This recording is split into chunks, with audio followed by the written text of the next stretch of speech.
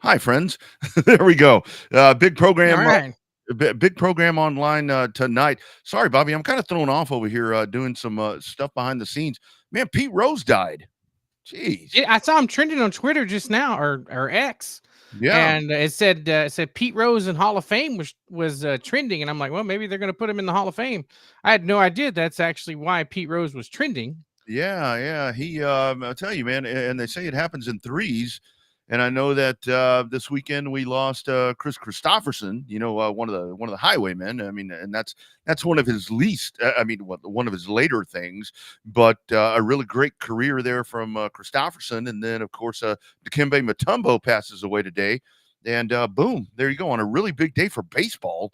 For crying out loud, Pete Rose dead at 83. So that will be some interesting conversations to be had with all of that. But great show that we have lined up for you guys. Chris Morris wins the South Texas IMCA Modified inaugural, not first annual, inaugural championship on Saturday night there at CBS. Bobby can fill us in on that as he was on hand for that one. He's going to join us. And then later on, Brad Dixon, you've got the Lone Star 600. New venue, same concept, 600 laps. And then coming up at around 7:35, we're going to talk to Bob Bolin. And with San Antonio, with the reunion coming up, talking to Colt 45 there, talking about some of the fast times there around the half mile and lots of other cool stuff. Bobby, your weekend, my man. How you doing, buddy? Cotton Bowl looked like never a dull moment there happening. It was definitely exciting on multiple fronts. Good night to be there. Lots of close championship battles for a majority of the classes. So there was lots of good action, kind of some fireworks there during some of them races. But I mean, it was overall, it was a normal show, really, at Cotton Bowl. You throw in the extra activities of the championships, but all in all, pretty good show there from where I was sitting or standing, whatever you want to call it over there. Got to see some friends we don't normally see. So it's funny that we know everybody that's over there, and then when you show up, everybody's like, "The hell are you doing here?" I'm like, "Well, I'm here to watch the racing, here to see some racing. What are you talking about?" And I got to tell you that is really one of the things that I'm very looking forward to with kind of backing off from things is I do plan to go to some races. I mean, I'll work some races, but I do plan to go to some races and just watch. This past weekend I was over in Stephenville for football, and it's not very often I get to go to a football game when I'm not working. And I just sat there, I tailgated and watched the game and did all these different things, didn't have any post game to deal with. And it was like really fun. It was really fun. So I guess there's life out there. So, and I will definitely do that with racing. But yeah, Cotton Bowl, man, and some controversy after, which I'm sure we can dig into at whatever point. But I think, again, another great show there by those folks. Yeah, it was a lot of fun. Looking forward to Oktoberfest coming up there in a couple of weeks. So we got a couple of really good racing happening up here the next couple of weeks. You got Texana kicking off next week, same weekend as the Lone Star 600. Then you've got the big Oktoberfest there at Cotton Bowl. Then you got the DTK there at I-37. So you've got a couple of really good shows coming up here in the next couple of weeks. And, lots of places to go to get your racing action if you didn't get your racing fix this past weekend. So Yeah, and I think a lot of it is, I mean, when you really look when you look at October, I mean, this is when things get really fun because like all the events you're talking about right there, but you've got, I mean, you got the World Crown that's going to be coming up at not to be confused with the Crown Royal. You'll have that coming up at Cordeal, and there's just a lot of different things. And I said for the longest time, especially here in Texas, you know, with heat and everything that we have to deal with, man, this is where I would really, to me, this is prime time racing season now because it's still hot. It's by all means not cool, but you're not out there in a sauna. And man, if you could push racing season out like starting mid September up through Christmas and all that, I mean, to me that would be perfect.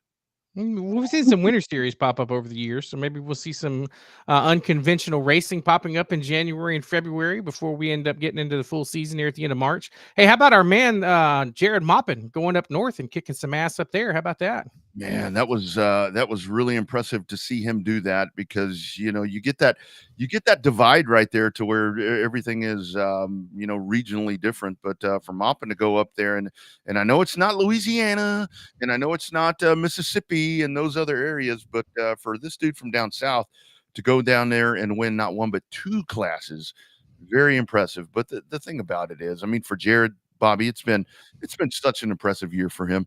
And I think with him heading to Snowball, I think that's really an opportunity for him. And what I like that they have done with him, what Rick and John have done with him is they've kind of let him get his feet wet a little bit with some mobile and all these different things.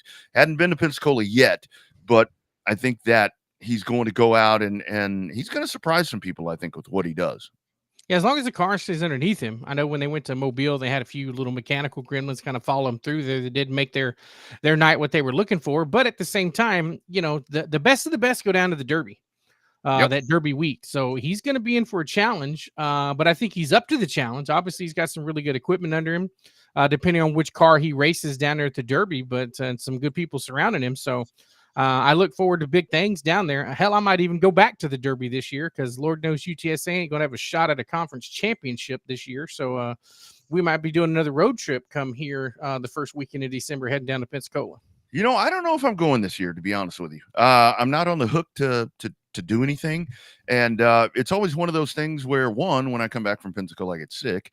Number two, it's a lot, man. That is quite the trip right there. So I may enjoy that from the cozy confines here of the AV Consultations studio this time around. So lots to be figured out yet as we're a little ways off from that. But I mean, I just really think that it's a chance for him to go down and he did mention to me that they're looking to maybe go early because I think the one thing that Jared's going to have to figure out when he goes to Pensacola is with that surface. I mean, to figure out tire wear and all that. I mean, because you have to drive the car different there. I mean, that place is so abrasive. I mean, that thing will tear your shit up. So I think the more laps that he can get in there before he actually gets in competition, especially like in the truck, because Jared, in my opinion, where he comes from, it's like, you know, balls to the wall. I mean, the thing with like the truck, and I think maybe even with the Outlaws, you can't do that because you're going to tear your stuff up, the tires that is. And man, you know, at Pensacola, if you do that wrong, man, you are in big time trouble. Oh yeah, definitely. If you fry the tires there and eat them alive, man, Oh, it's like Larry Mack's cheese grater, but even on a magnified scale of that. Where you have the tires running across the cheese grater, but man, all that sand goes into that racetrack and just turns it into razor blades. So you definitely got to learn tire conservation. We see it at the Derby all the time.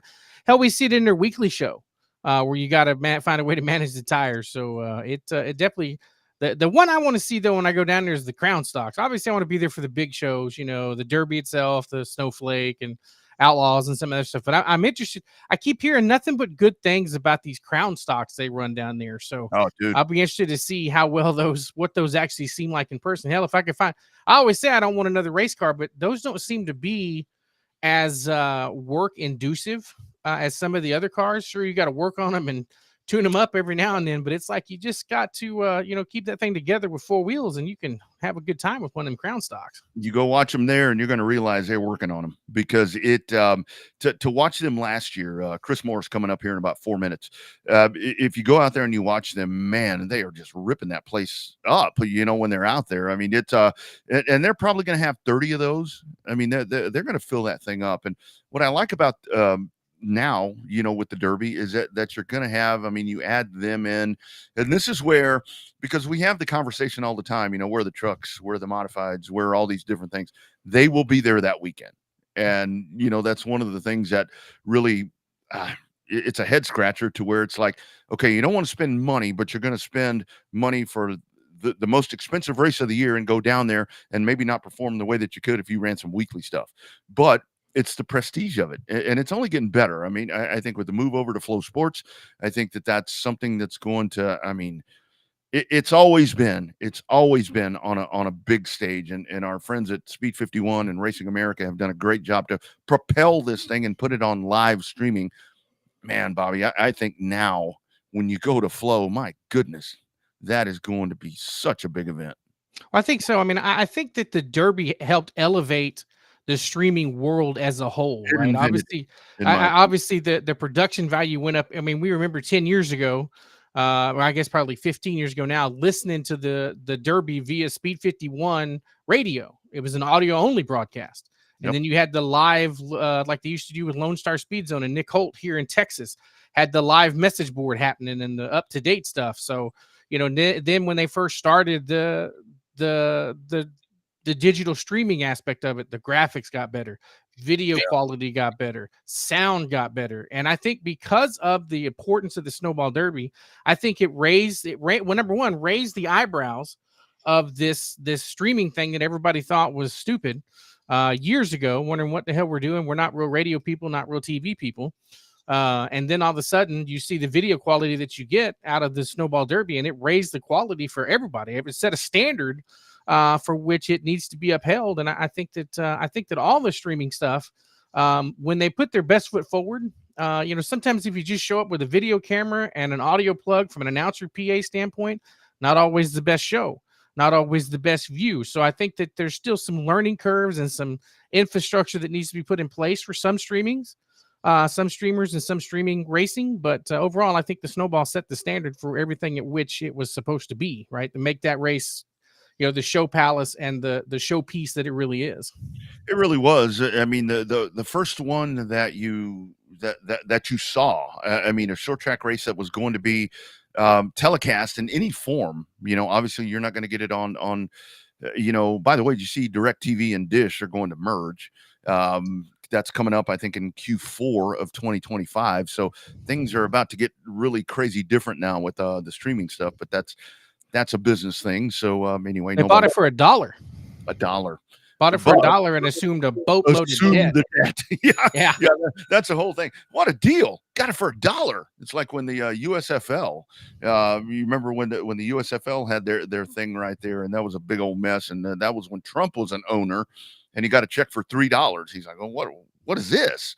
Well, but you get all the debt, buddy.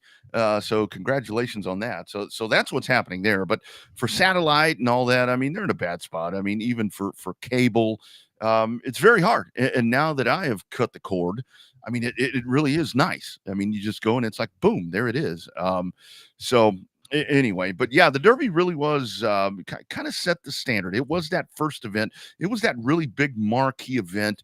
And at the same time, you did have, the Chili Bowl and all the different things, but they hadn't gotten to that part yet.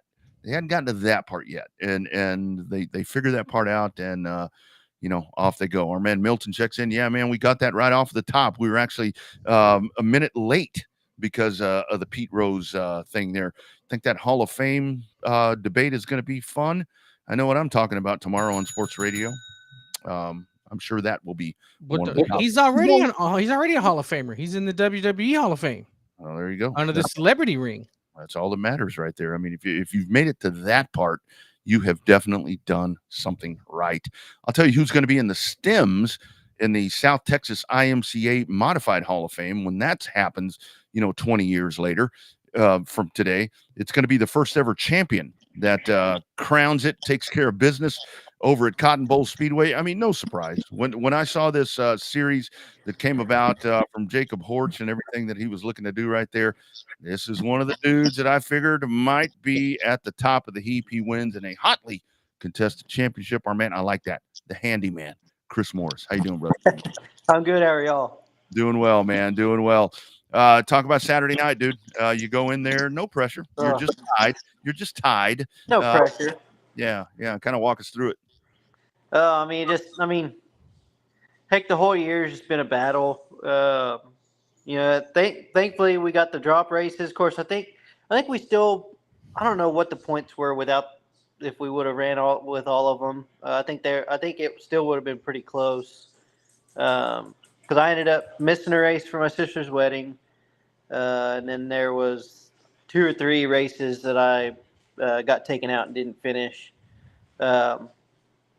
So, we knew with going in, we were looking, I think, at the 2 drop races. So we knew we were going to have the one for sure for Allison's wedding. And then we were like, I think we'll be okay because, usually we're pretty consistent. So, we were down I-37. I guess that was 2 weeks ago or 3 weeks ago now. Yeah. And me and Logan were battling for the lead. And we were making the pass on him going into third and tagged a lapper with the right front going into 3 and ended up spinning out.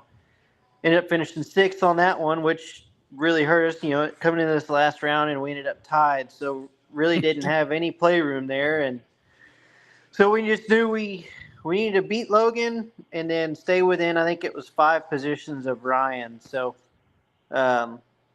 Logan's been fast all year. He's definitely, I think he won 5 of the Stems races. And heck, we've only got 2 wins this year on the season. So low wins for us this year, but I feel like we were probably one of the more consistent guys, and I think that's kind of what really helped.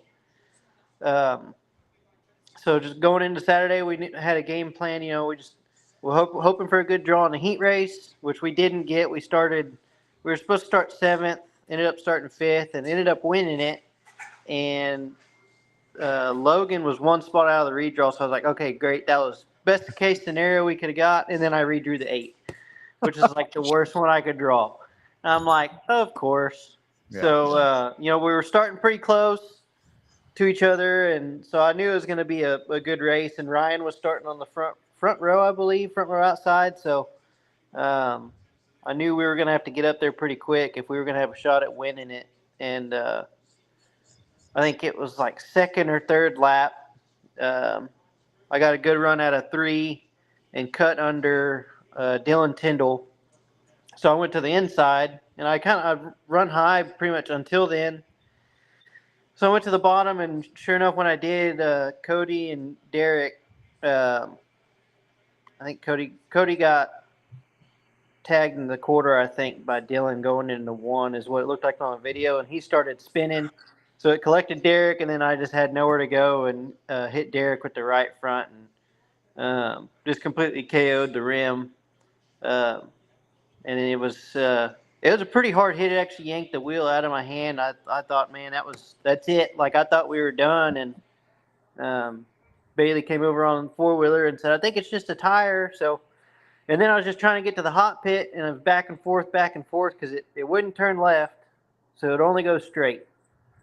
So I had to back up to get it to turn, and then I could go straight. So I don't know. I bet it took me 2 or 3 minutes of going back and forth just to get it to the hot pit. And my dad, my brother-in-law, and a whole bunch of other people come running with the jack and tire, and got the front tire changed out. And my father-in-law was like, "How bad's the toe?" And he said, "Don't worry about it. It's fine.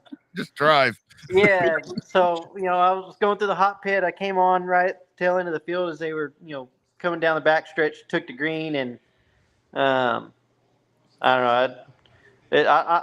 So I think my mom and dad thought it was somebody else driving the car because I was driving. I was driving with a mission at that point, and the first 2 or 3 laps, it was kind of like I kind of threw caution out the window, and so I had to calm myself down a little bit so I could make sure I hit my lines good. And about halfway through, I could see Logan ahead of me, And at this point, I think we only had the 2 laps complete, and that was the only caution we had the whole race. So I had no cautions to help me the whole race.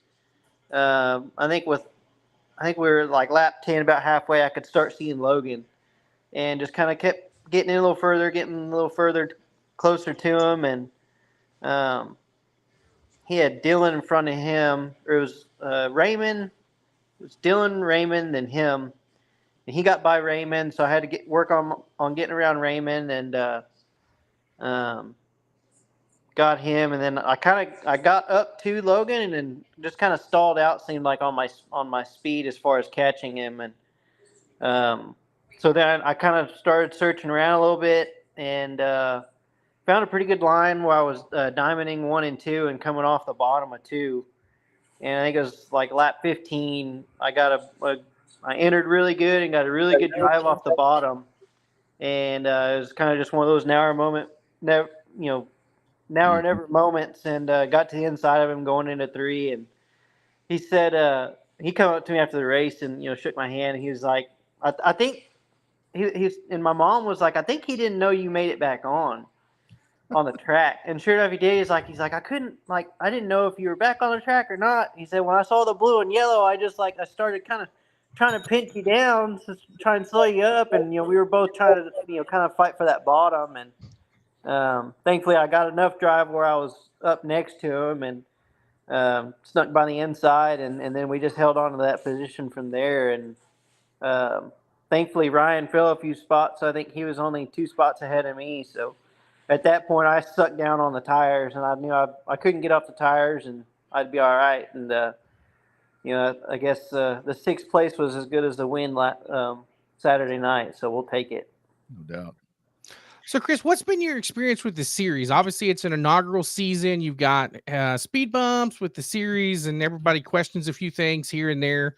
Overall, as a competitor in that series, there was a lot of hype going into 2024 about that, with everybody kind of pitching in and bringing their idea to it. Did it live up to the hype in your in your opinion for what the season turned out to be? Obviously, you feel good because you got the championship out of it, but take that away. Did it live up to what you expected it to be, or did it exceed it? For sure. I think it exceeded it. As the year progressed, we started, even racing for more money. And I think we probably raced for, 1,000 win. It was 4 or 5 times at least.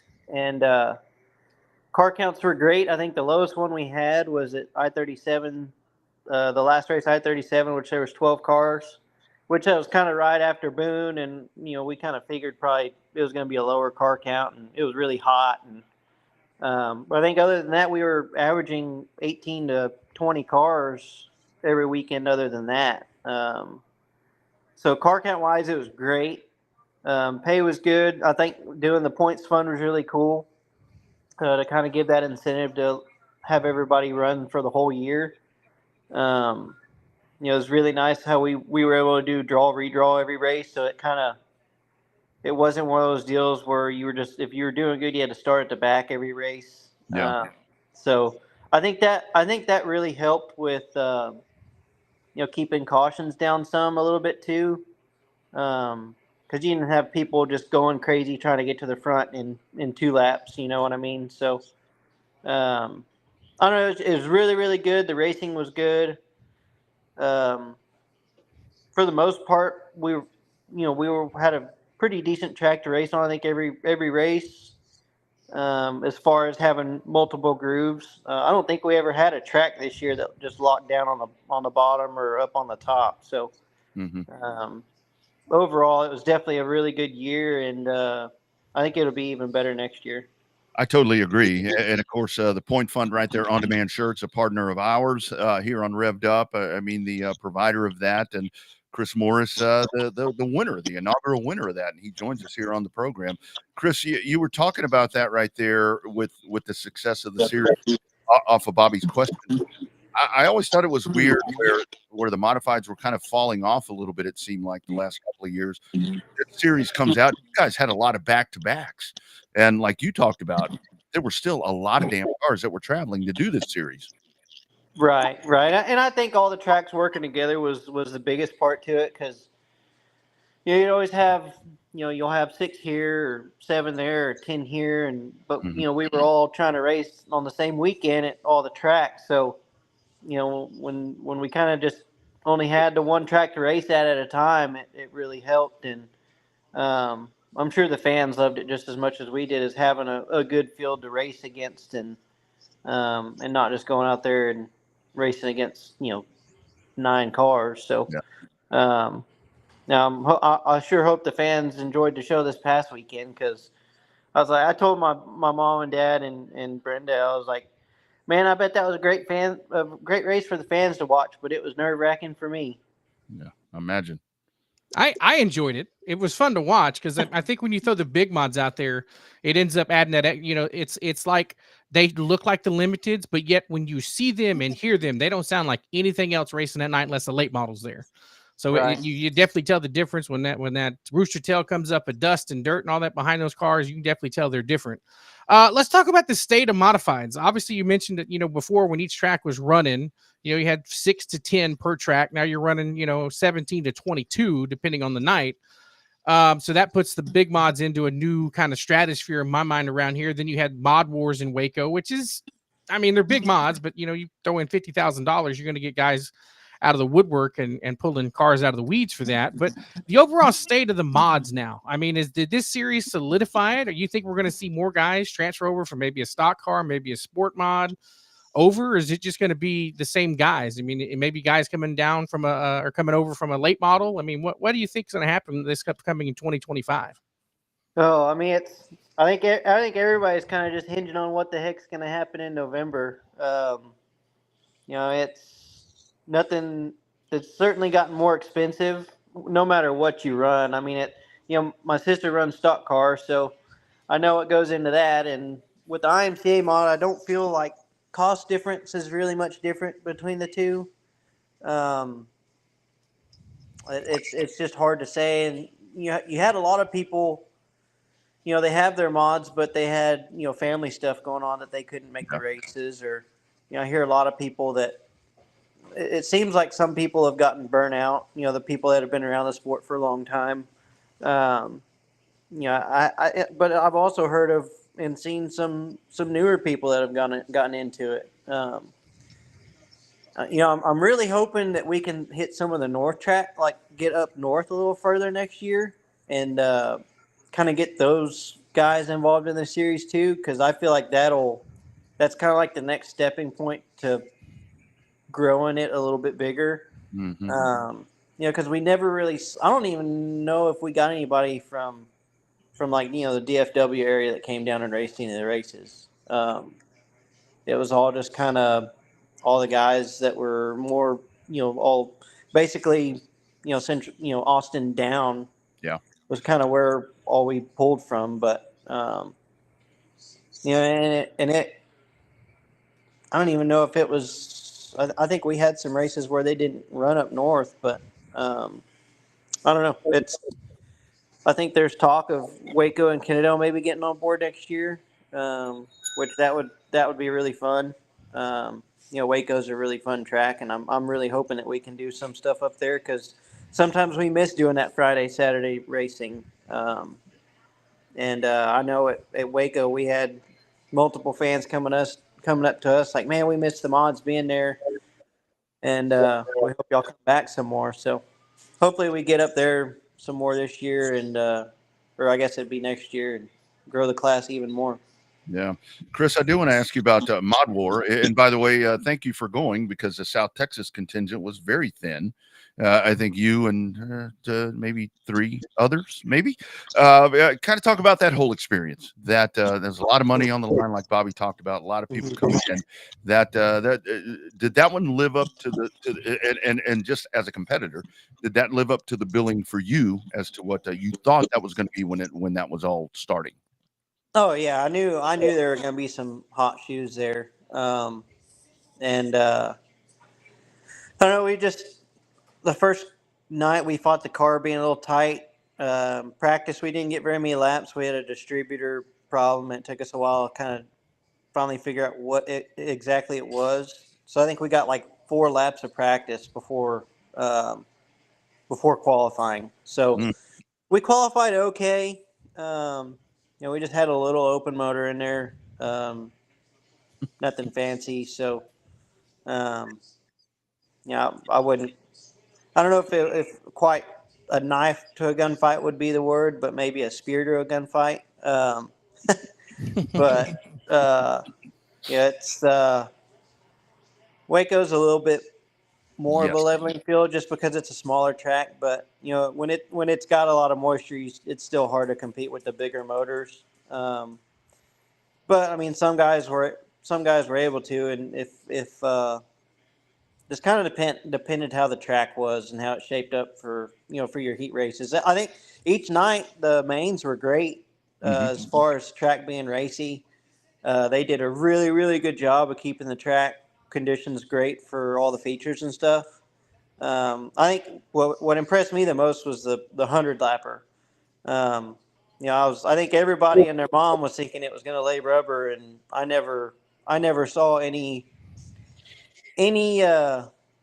notice of rubber getting laid on the track at any point, anywhere on that track, because you had guys racing pretty much top to bottom on that thing, and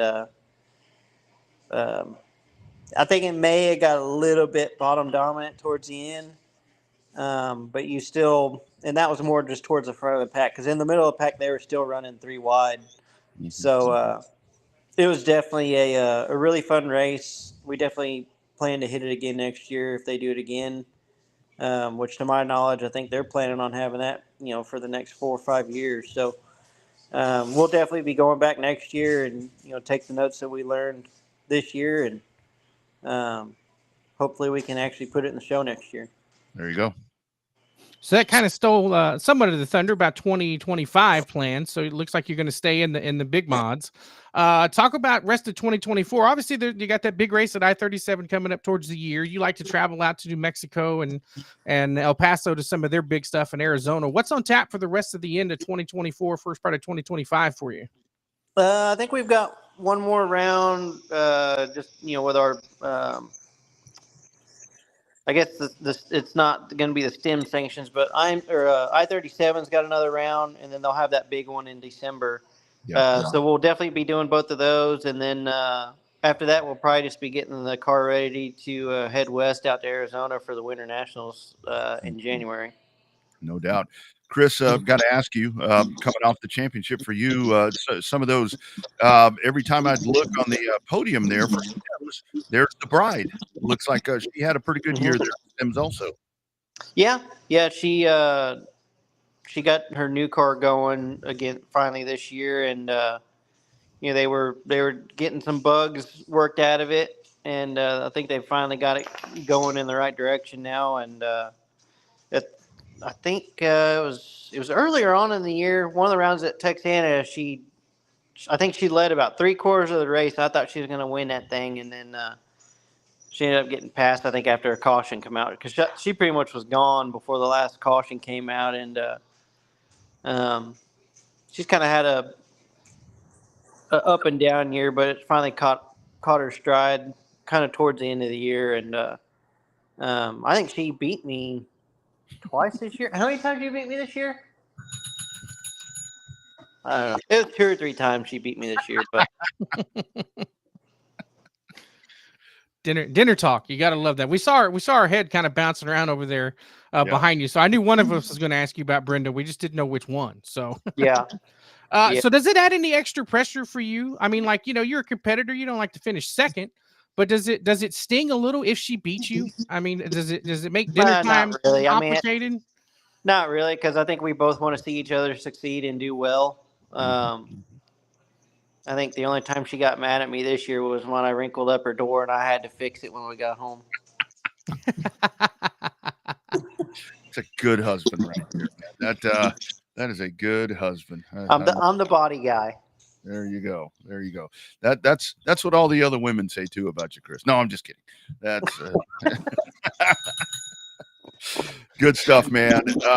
Congratulations. It sounds like a very stressful Saturday night, but you got it done, and you take home that ODS STEMS Point Series Championship, as I thought you would. You were, if I was laying money down, you were the one that I would have picked. Congratulations, man. Looking forward to seeing you down the road.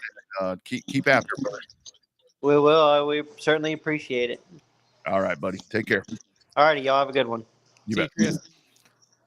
There he goes. Chris Morris, the handyman, 2024 series champion of the South Texas IMCA Modified Series, Bobby. And he kind of walked us through there about everything happening Saturday night. You were right there on hand with the intel. Man, that sounded way freaking stressful to me, dude. I would have been taking a piss every 5 minutes if I'd been in that spot. Well, it was weird. We all thought it was done down there in turn 1 and 2 because all you saw was just the right front, just at an angle that you knew was like night ending. So we all thought, I thought he might have had some steering issues and stuff like that because it didn't, when he pulled out, it didn't turn. Lo and behold, we come to find out it was just a broken wheel.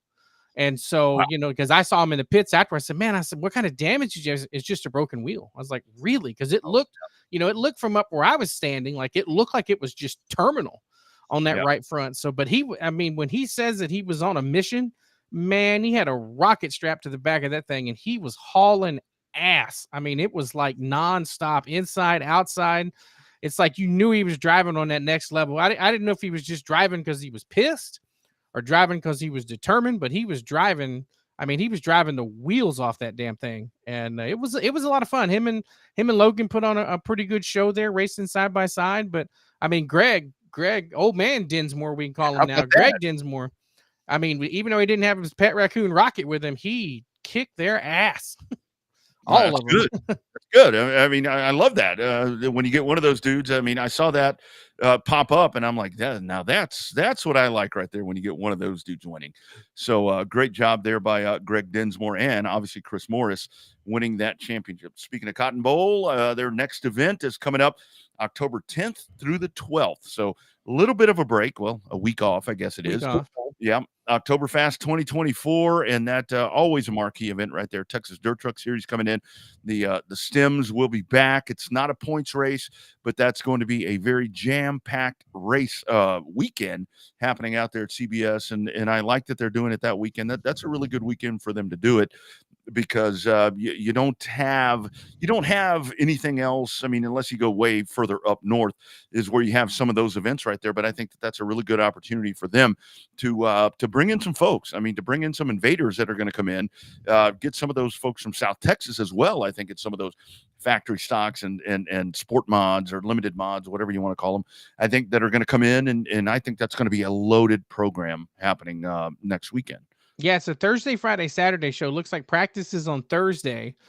Racing starts at 8 o'clock on Friday, and then the normal 7 o'clock start there on Saturday. So three big nights of racing action. Definitely, I think, like I said, Thursday's a practice night. Probably don't want to make it out for that. You can bring an RV out there. They just don't have any RV hookups. So plenty of spots for one to come out if you've got your stuff set up and you want to kind of what do they call it? Boondock a little bit like they do for the World of Outlaws. So they got plenty of spaces for that up in the parking lot. So it's going to be a good show. I had a damn good time listening. I thought the racing was really good there in Cotton Bowl. So. Yeah. And as we mentioned, it really is a good time of year right now. Because the temperatures are a little more forgiving, it seems like. And that's when we get these big races that come up. And Brad Dixon's going to join us here momentarily. And we're going to talk about arguably the biggest one in the state of Texas all year. Definitely right there at the top of the heap, right? When you look at events, but for CBS, I think another great year for Marianne and H out there where they've put another great season in the books. And there were hurdles. There's always hurdles. It's never a boring thing, but I really think that what they've done a really good job is it's weird how now the weather cooperates with them. We've talked about it in the past where it seemed like that place was always getting rained out. Now they don't. Now they don't get rained out. They're always racing. And the whole thing is, you've got such loyal people, racers, fans that are going to go to that place. Doesn't matter what the event is, regular show, Oktoberfest, you get World of Outlaws. People are going to show up there because they just like going to that facility. Yeah, that's why I said on H Saturday night the races were over. I said, man, you have a super duper loyal ecosystem here, both in the grandstands and especially in the pits, because those guys and gals, they race their hearts out and race their guts out every time that track is open, and will show up rain or shine and do anything that Marianne and H of them ask. So it's it's a hell of an ecosystem they developed over there. The fans love them, drivers love them, and it's it's just they have the formula that's working. Sure, there's going to be little hiccups every now and then. That's racing, right? Like I've always said, everybody says I'm never coming back to a racetrack because of XYZ, because it's never going to happen at ABC Speedway. No, it's racing. Same shit happens everywhere. It's all part of it. That's why it's called racing and not slot cars, because you don't race in one straight line there on a predetermined track. So it's it's part of it when you see it on some things. But overall, I mean, I think like you said, it was a damn successful 2025 or 2024, and they lead into Oktoberfest here in a couple of weeks, and I expect big things from that one. Yeah, it's going to be a huge one. That will be really, really big. Speaking of big, biggest of the big coming up this weekend, and it's a new venue. I mean, it's kind of weird that this race has shifted over. Now going to be in Cleveland over at 105 Speedway. It is the Lone Star 600. Last year, I was actually able to be a part of that. This year, just a lot of conflicts that are going on, so not able to be a part of that. But the man, one of the guys right there that puts this whole thing together, and it's a year-long thing that happens. It is our man Brad Dixon joining us on a Monday. Brad, how you doing, brother? Doing great. How about you guys? Doing well, Brad. So for the 600 this year, I think we had an idea that Devil's Bowl was, whatever was going to happen right there. Mm-hmm. When did preparation start? During the race last year? Well, I got hammered pretty good about what are we doing for next year? What are we doing for next year? And having a facility that could hold all the cars at one time, like we have done it the previous 10 years, unfortunately is getting fewer and far between. The big tracks just seem to they're on the chopping block more than they are, being built. But we had to come up with something new for the 11th annual Kenco Bucket Trucks Lone Star 600. And it was difficult because after you've done something for 10 years, there's the old saying, don't fix what isn't broken, but we had to do something and do something completely different. So everything has changed, the format, the track, and people say, why 105 Speedway? What made you pick 105 Speedway? The Lone Star 600 is a unique event. Laney up at Devil's Bowl, we had a great working relationship, Martin and everybody. But what really made it interesting is there's a lot of behind the scenes stuff that goes on, like with the Lone Star 600. You were there, of course, so you can see it's not the typical show, but there's tractors running around in the background. There's all kinds of different things going on. And when I had to pick another venue, Joey Smith and Jason McNorton, I've known those guys for a long time. They kind of know how I am. I'm a little bit wiry at times. I get that. But, if I say, hey, Jesse, I got to hop on your tractor, go after it, get it done. So I needed a place that we could go to that those guys understand exactly kind of how I work, and they're willing to do whatever at the, kind of fly by the seat of their pants on this thing, because there is no script for the Lone Star 600. Things happen that you wouldn't expect, One year at Devil's Bowl, we had a car go off the track, and then he drives around. Well, he's going through the parking lot, the spectator parking lot, dodging in and out of car. It's just, there's always something crazy going on with the Lone Star 600. That's kind of what makes it special. But we're at 105 Speedway, and the format's completely different. So, what people have expected in the past, well, we're giving them 600 laps each day now. It's completely different. So, yeah. So Brad, talk about the format. Break us in, because I know it's new. It was unique when you told us that it was changing last time you were on. Now we're a week away. So talk about the format, because I had a lot of people asking me about it, and I was like, hold on. I said we're about 99% sure Brad's going to come on the show. So listen in on Monday, because he's usually on talking all things 600 and all things racing, which I'm sure we'll get into that in a little bit.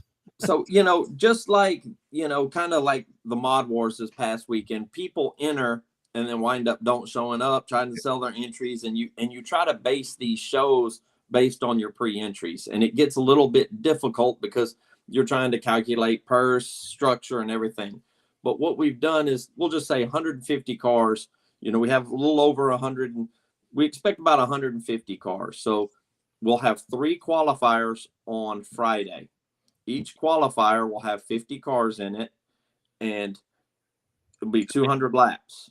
Damn. The top 33% out of that qualifier will go to the gold. The middle 33% will go to the bronze, and the silver, and the remaining will go to the bronze. So the top, say, roughly 16, 17 cars out of each qualifier go to the gold. The middle group of each qualifier goes to silver, and the bottom of each group goes to the bronze. And what we're doing is with the bronze on Saturday, it will be 200 laps. It pays $2,500 to win, pays down 15 spots. So in theory, when you show up, if you're the 48th fastest car, you would theoretically be in the money for the bronze. So we're paying out a whole lot more positions.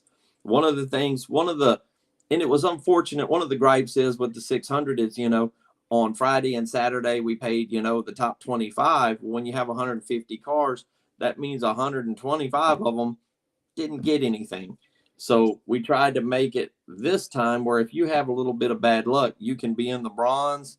If you're a mid-pack car and some guys go out there just to have fun, don't take it too serious. Some guys take it real serious. So with this new format, you kind of on Saturday, you get in where you fit in. Yeah. But the gold, theoretically, if everything goes like we hope, we'll have 16 of the fastest cars from each qualifier. So that gold and it pays $15,000 to win. Out of your averaging finish from your gold qualifying plus your finishing order on Saturday, and the gold pays an additional $5,000 bonus. So you're theoretically in the gold, you're running for $20,000. But the neat part about it is you run a car. The way I tell people, and this is what frustrates me, and I'll get on the factory stock bandwagon here in a minute, but these guys crack me up. But what's funny is if you run a 50 car qualifier and run 200 laps, I hope that everybody believes in themselves that they think they're at least a top 16 car. Yep. If you go to a race and you running 50 cars and 200 laps and you don't think you're a 16th place car to get in the gold, then hey, the silver's where you can be, and the silver pays. Here's the crazy thing. The silver race pays $5,000 to win. So it's no slouch. So by the numbers, if you're the 80th place car, when after qualifying, you should be in the silver running for $5,000 to win. That's kind of unheard of on big shows. If you're the 80th place car on a big show, you're usually a D main, 5th place, loaded on the trailer and watching the rest of the alphabet soup. That's it. You're drinking beer up in the stands is what happens right there. So I got to say, I love this format. For me, this takes it to a different level, in my opinion. And I do think, yes, I wish we were on, Devil's Bowl. I miss the big track, but I think that you tighten this thing down. And for this kind of money in those races, I think it's going to be tremendous. Brad, one of the things, because I do want to ask you this, last year I was fascinated the way that the behind the scenes stuff, the way that all of this happens. There's not transponders, there's not any of this stuff. Everything is all of that still the way this is going to work, to where it's people like this. Yeah, absolutely. And one of the complaints we get is when people say we should run transponders, this, that, and the other. Well, you were behind the scenes. I hate to say it, on average, out of 150 scorecards, it's usually anywhere from 4 to 8 get disqualified every time for a scorecard infraction. It's a lot. It's real easy to catch it with the cameras, the whole bit. So yeah, but it takes a monstrous crew to put this thing on with the behind the scenes, the scorecards, everybody. And somebody said, well, transponders would be easier. And you're right. Transponders would be easier. But you know what else is also easier? Me sitting at home faking disability so I can get on welfare and not working. That's easier. But that's not the way we do it. We do it, the transponders, if one of them screws up, we got an issue. And if you were out there running your laps and your transponder goes dead because I furnished it, or there was a hood laying across the wire where you crossed it and it didn't pick up 2 laps, Now what? We'd have to go back and manually score it anyway. So we're just going to manually score it from the start and not have to worry about it. Yep. So, but yeah, as far as the one of the things that's cracking me up, I say get on the factory stock soapbox. Do it to it. I have been watching these factory stocks, and I've seen a huge problem with them. The price is going through the roof. I admire the factory stocks. I started in bombers in the 80s. The only thing different from those bombers in the 80s to now is they run aluminum bodies and racing shocks. To be honest with you, we probably had better fuel and actually stouter motors in the 80s. Yep. But what I don't understand is these factory stock guys not wanting to tear up their car, and they are just demolishing each other at these big shows as of late. I saw one wreck. No, I'm not going to mention. There was some wrecks here lately that if that happened at the Lone Star 600, I'm going to walk up to the guy that hit the person after the accident had already commenced for about 8 seconds and ask them, don't come back. So when I say that this Lone Star 600, there has been several guys I've asked, hey, over the years, it hadn't been in a while, but hey, if that's your style of driving, we don't really need you here. And there was a group from Tennessee that got sour with me, but it was necessary. But what I'm getting at is these factory stock guys, and there are some open entries. There's people you can actually probably just hang out and run in the bronze and run for $2,500 and run your factory stock and not even get a scratch on it versus totaling it out, knocking the carburetor off of it. It's definitely interesting. So I encourage some guys that, hey, it's not too late. There are some entries. If y'all want to get with me on Facebook, message the page. We have some folks that have some entries. Unfortunately, after doing this for 11 years, I've developed a lot of relationships with the guys. And one of the sad things is, and, I know Marianne's got the Oktoberfest with the cancer. Cancer is really plaguing our sport, and guys that started with me when they were 60 years old are now 71. Guys that were in good health at 55 are now 66. So, one of the sad things after doing it for 11 years is, there's a enduro racer, Jared Carroll, was always a huge supporter of the Lone Star 600. Jared was rough around the edges, but had a kind heart. Yeah. And cancer got him. So, it's sad. One of the sad things to see is how many racers in the 600, because it's older guys. My son is 15. He finished eighth last year at 14 at Devil's Bowl.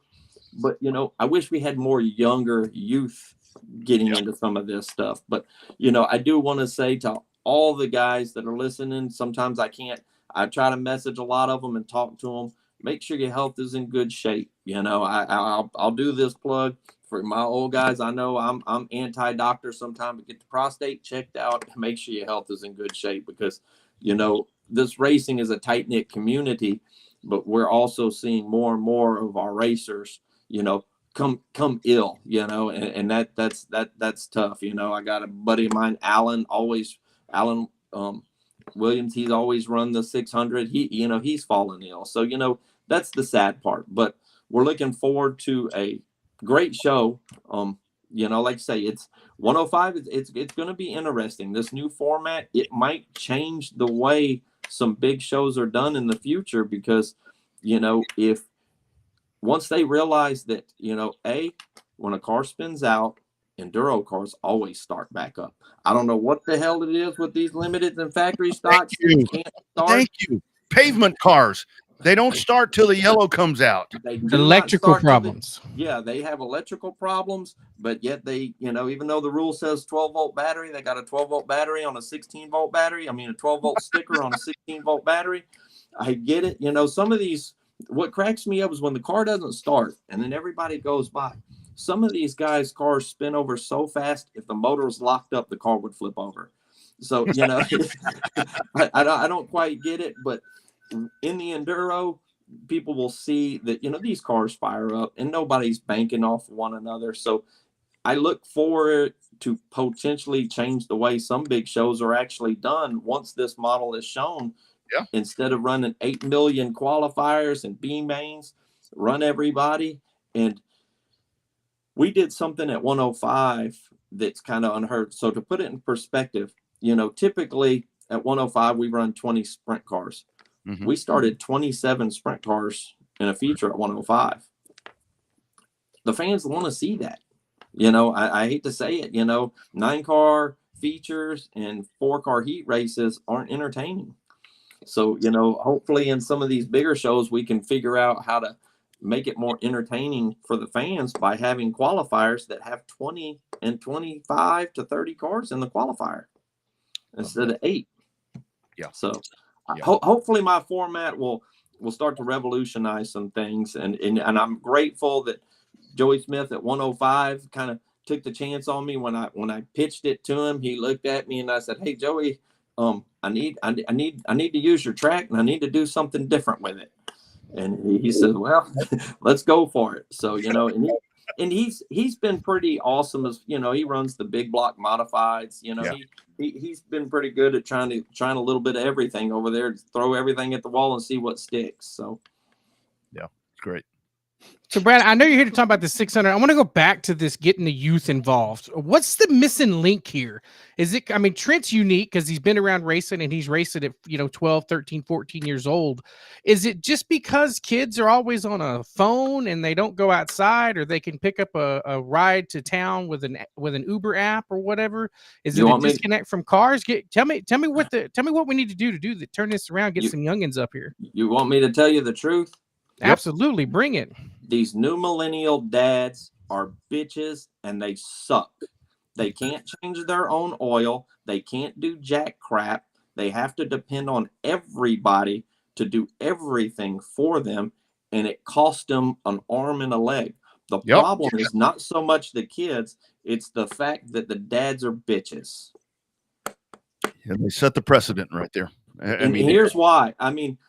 I know it sounds goofy, and I'm fortunate, I'm fortunate because I pour a lot. My wife, she does a phenomenal job pouring all of her time into our daughter in volleyball. But, it sounds a little silly, but I'll give you a quick 4-week rundown of my son the last 4 weeks. We ran sprint cars. Then we took the enduro car out and did some test sessions. And then we ran sprint cars again. And then I took him to the fair and he raced go-karts all day. That's the last 4 weekends. And I know all dads can't do that. And I get it.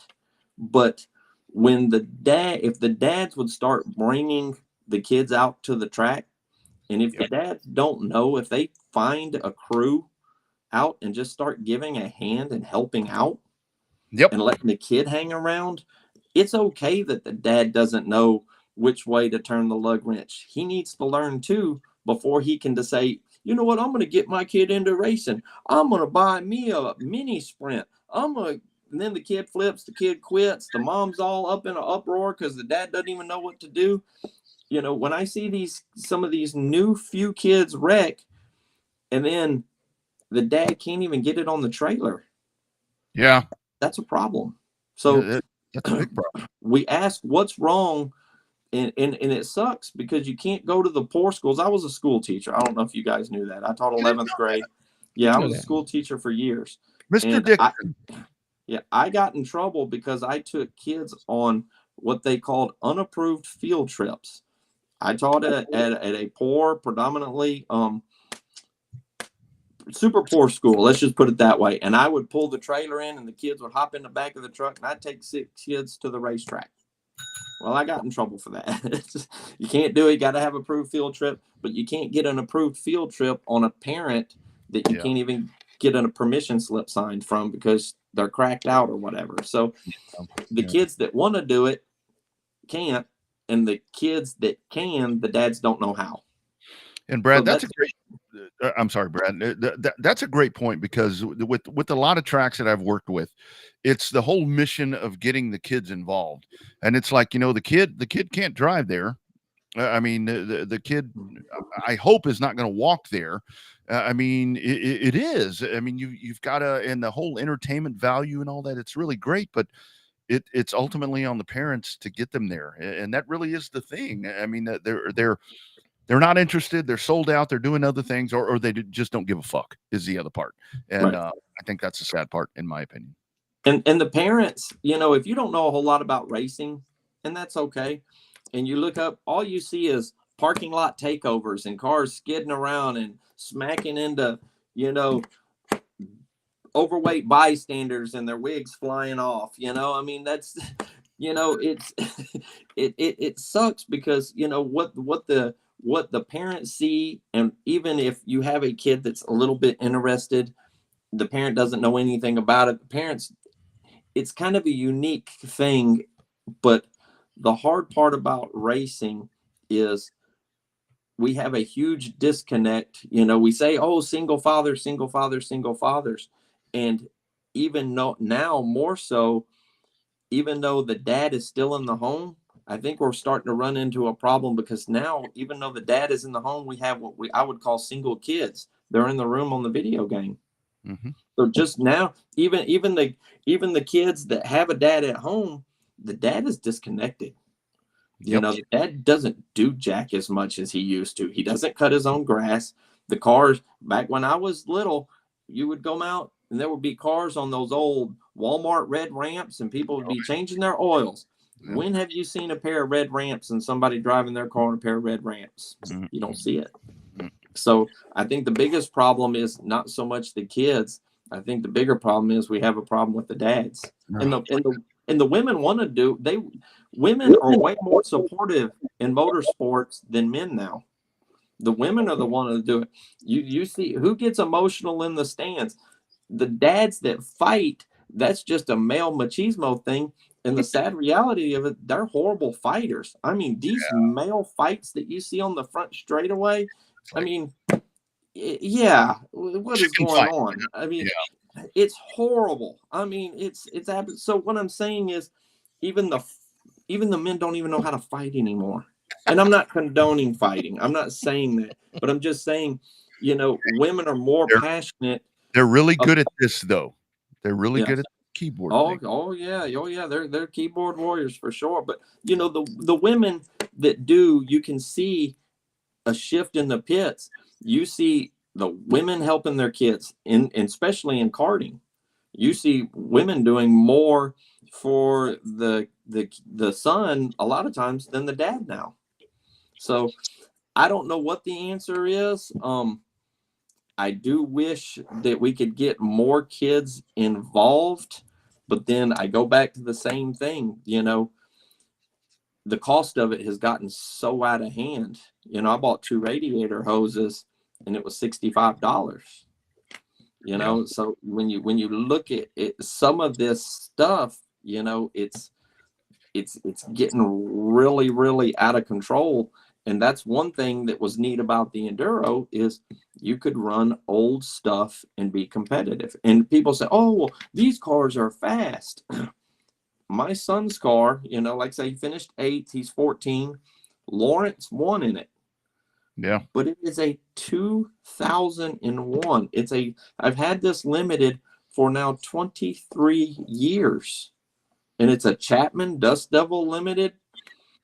And that's all there is to it. I mean, it's, you know, it's got an oil and water temp gauge in it, and it's simple living. But people think they got to over-engineer it. And, you know, and yeah, there are some, and one of the crazy things is you're starting to see some cars on the internet with these bars on it. What cracks me up about factory stocks is there's probably 85% of these factory stocks got curtain rods under these Dominator nose pieces. Why even bother at this point? I mean, these factory stocks start hitting stuff and they just disintegrate. I don't quite get that. One of the sad things about these factory stocks is they, and I hope that people start looking at them, because there's a trend to make these factory stocks look cooler than they are safe. The welds are sucking in them. The cars are blowing apart. back in my day, we would flip a car and you could literally beat the roof back out Brad, and probably go back race it. A Yes. factory stock flips now and it disintegrates, and nobody's opening their eyes saying, hey, we got a problem here. These are supposed to be an entry level aluminum bodied bomber. What are we doing? And it shouldn't cost $25,000 to have one. It's not entry level. 2,500, more in that area, but that's a whole other story. And then we start the E-Mod class, and the E-Mod class was real good, but then you get Daddy Warbucks who wants to buy his way in and buys a brand new 2023 E-Mod that will perform better. Everybody laughs, but maybe we should have put those E-Mods on 4,500 RPM chips and made them run 30 pounds of air in all 4 tires. Hey, there's a concept. Let the car not handle good. Let's see if the kids can actually get car control. Yeah. But that's y'all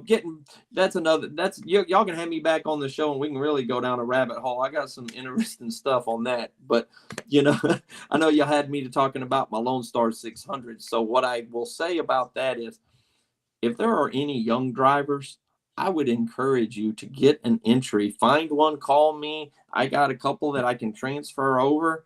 But it is an awesome experience for a young driver. That's why Trent does it. He'll start off on one track condition, and after 200 laps, he's had to change his line at least 60 times. Go high in one corner, go low, and then 50 laps later, you better change it. Run against the wall, get off the wall, wait, it's coming back black. There's a strip of rubber up there, get back up there. He has to really think. And when you try to run 20 laps and then come back next week, run 20 laps, come back next week, change the car, run 20 laps, you really learn to adapt as a driver. So, that's, I hope some youngsters, that are kind of starting out even in the E-Mod class, put a little weight on that car and come run the 600. You will be amazed at how much better you'll be your next race. It'll come easy. In fact, Trent said, sometimes he said, man, Dad, 20 laps just goes by too fast. He's wired up and ready to go. So it's I encourage any kids out there that are young, that are watching, or even dads, reach out to me and see what it'll take to get in this deal. Yeah. Get out there and learn how to drive. Learn what racing is all about. That's the show. Brad, we got to do it again, man. We got to cut you loose. But Lone Star 600 on Facebook, you can go there. We'll pull up the banner a couple of different times. But looking forward to checking this one out, man. Thank you for the #Real Race Talk, dude. We'll do it again. Off season, my friend. If you can't make it out, as I say, Race on Texas does a hell of a lot better broadcast than my ugly face on this screen. So check it out on Race On, and they'll have it all covered. There it is. Looking forward to it, Brad. Also, real quick, real fast. Because of y'all promoted the on demand and all this, and I met James about a year ago, and after 10 years, we have switched vendors. We are with ODS shirts, phenomenal shirts. Our merchandise is phenomenal. So I just want to give him a huge thank you. It's been a pleasure working with On Demand Shirts, and I can't wait for everybody to see the new merchandise and come check us out. That's right. More than just shirts. It's On Demand Shirts, the provider there. I think they posted a video this afternoon. Those shirts are looking sharp. Yes, they are sick. Phenomenal. The best shirts ever. You can put the other 10 away and frame them or make a quilt out of them, because this one will be your new favorite for sure. Boom. There it is right there, my man. All right, dude. I'll check in with you afterwards. Have a great weekend. Stay sane as possible. Take care of that lady, because she does so much. I think people don't understand on race weekend. She's awesome. Yeah. Go kill it, man. All right. Thank you, guys. All right. Take care. Bye. You bet. There goes Brad Dixon. #Real Race Talk. We'll podcast that shit out. Absolutely. That was podcasting radio gold right there. Good stuff right there. Talking about now, this is a guy, and you've got the San Antonio Race Reunion that's coming up this weekend. And that's why I wanted to reach out to my man right here, because Want to talk to him about his career, obviously, but this is a dude when it came to San Antonio racing in the late models. Oh man, so fast, scary fast watching this guy out there. Welcome to the Revved Up Sports Show. It is the great Bob Bolin. Bob, how you doing, my man? Well, I'm doing great, man. That Brad has a hard act to follow. Bob, that guy kind of talks the way that we all do, doesn't he? I mean, yeah, I'm sold. I think I'll go find a car for the 600. So, Bob, I did want to ask you that. I know that you came over to me in Houston a few weeks back, and I told you, Bob, you need to get you one of these, my man. How close are you to getting one of those, my friend? Well, me and a buddy of mine have been talking about those Crown Vics. That just looks so cool, and that's something I think we could do pretty easy. And I actually looked at some and so forth. We hadn't done anything. But it's sure interesting. When I get to the track, it's one of those deals to where I got to get out there. I just don't like sitting in the stand. So I could sense anyway, that. we've been talking about it. Nice, good job. So, Bob, it's one of those things that we've learned as an old timer, if you will, one of the legends that we like to talk to on this show. How hard is it to get racing out of your system, or is it something that never goes away? It's the drug that you can never get enough of. It's the adrenaline rush that you can't replace with anything else. How are you dealing with it now after all these years of not racing? Well, I'll be 72 pretty soon, and I don't know how you do it. So, what I have done to kind of help that along is we ride the Harley all the time. We put 15, 20,000 miles a year on our Harleys. And so we do a lot of that and get a little excitement out of that, but we still like to go to the races. And, if somebody offered me to come out and drive their car, I'd still do it. Hell yeah, I know you would. I might embarrass myself, but I'd go. Yeah, well, it is what it is, man. I mean, I've done that in the last couple of years. So Bob, I mean, with the San Antonio reunion coming up in Poteet, and we'll, give more info about that later on. You're going to be a part of that as well. I wanted to really hone into you because, like I said, with San Antonio, that big half mile, I mean, you with Twin Cities and Austin and Pan American and Corpus, all the different tracks that you race late models, that track comes along, and you had the San Antonio guys, you had the Austin guys, you had the Corpus guys, but then here comes you and Charlie Cohen, JD Hughes. I mean, you guys would show up. Just talk about the late model racing back then at Highway 16. Well, when I first went there, it took me, I guess, between 2 or 3 years to ever win a race there. I mean, when I first went there, it was high banked in the turns and then the flat straightaways. And, you had to run that track pretty different. Yeah. And, of course, we didn't have enough car when we first went there either. And San Antonio took a good car. And matter of fact, the car I ended up running and winning the most there with was Freddie Fryer's old Bach car. And he'd sold it to Charlie Cohen, and I bought it from Charlie. And that old car would get around that racetrack. You had to drive it to the point to where I told Charlie, he was working with me, and he said, Bob, I want you to go in there and drive it plumb to the middle of the turn and burp it and stand in it. I said, well, Charlie, you'll go over the fence. I've already hit it a couple times. And he said, just try it. And so we went off in there and did it one time. And that car hooked up a bite and come off that turn like, it just jerky in that. And then we started going fast.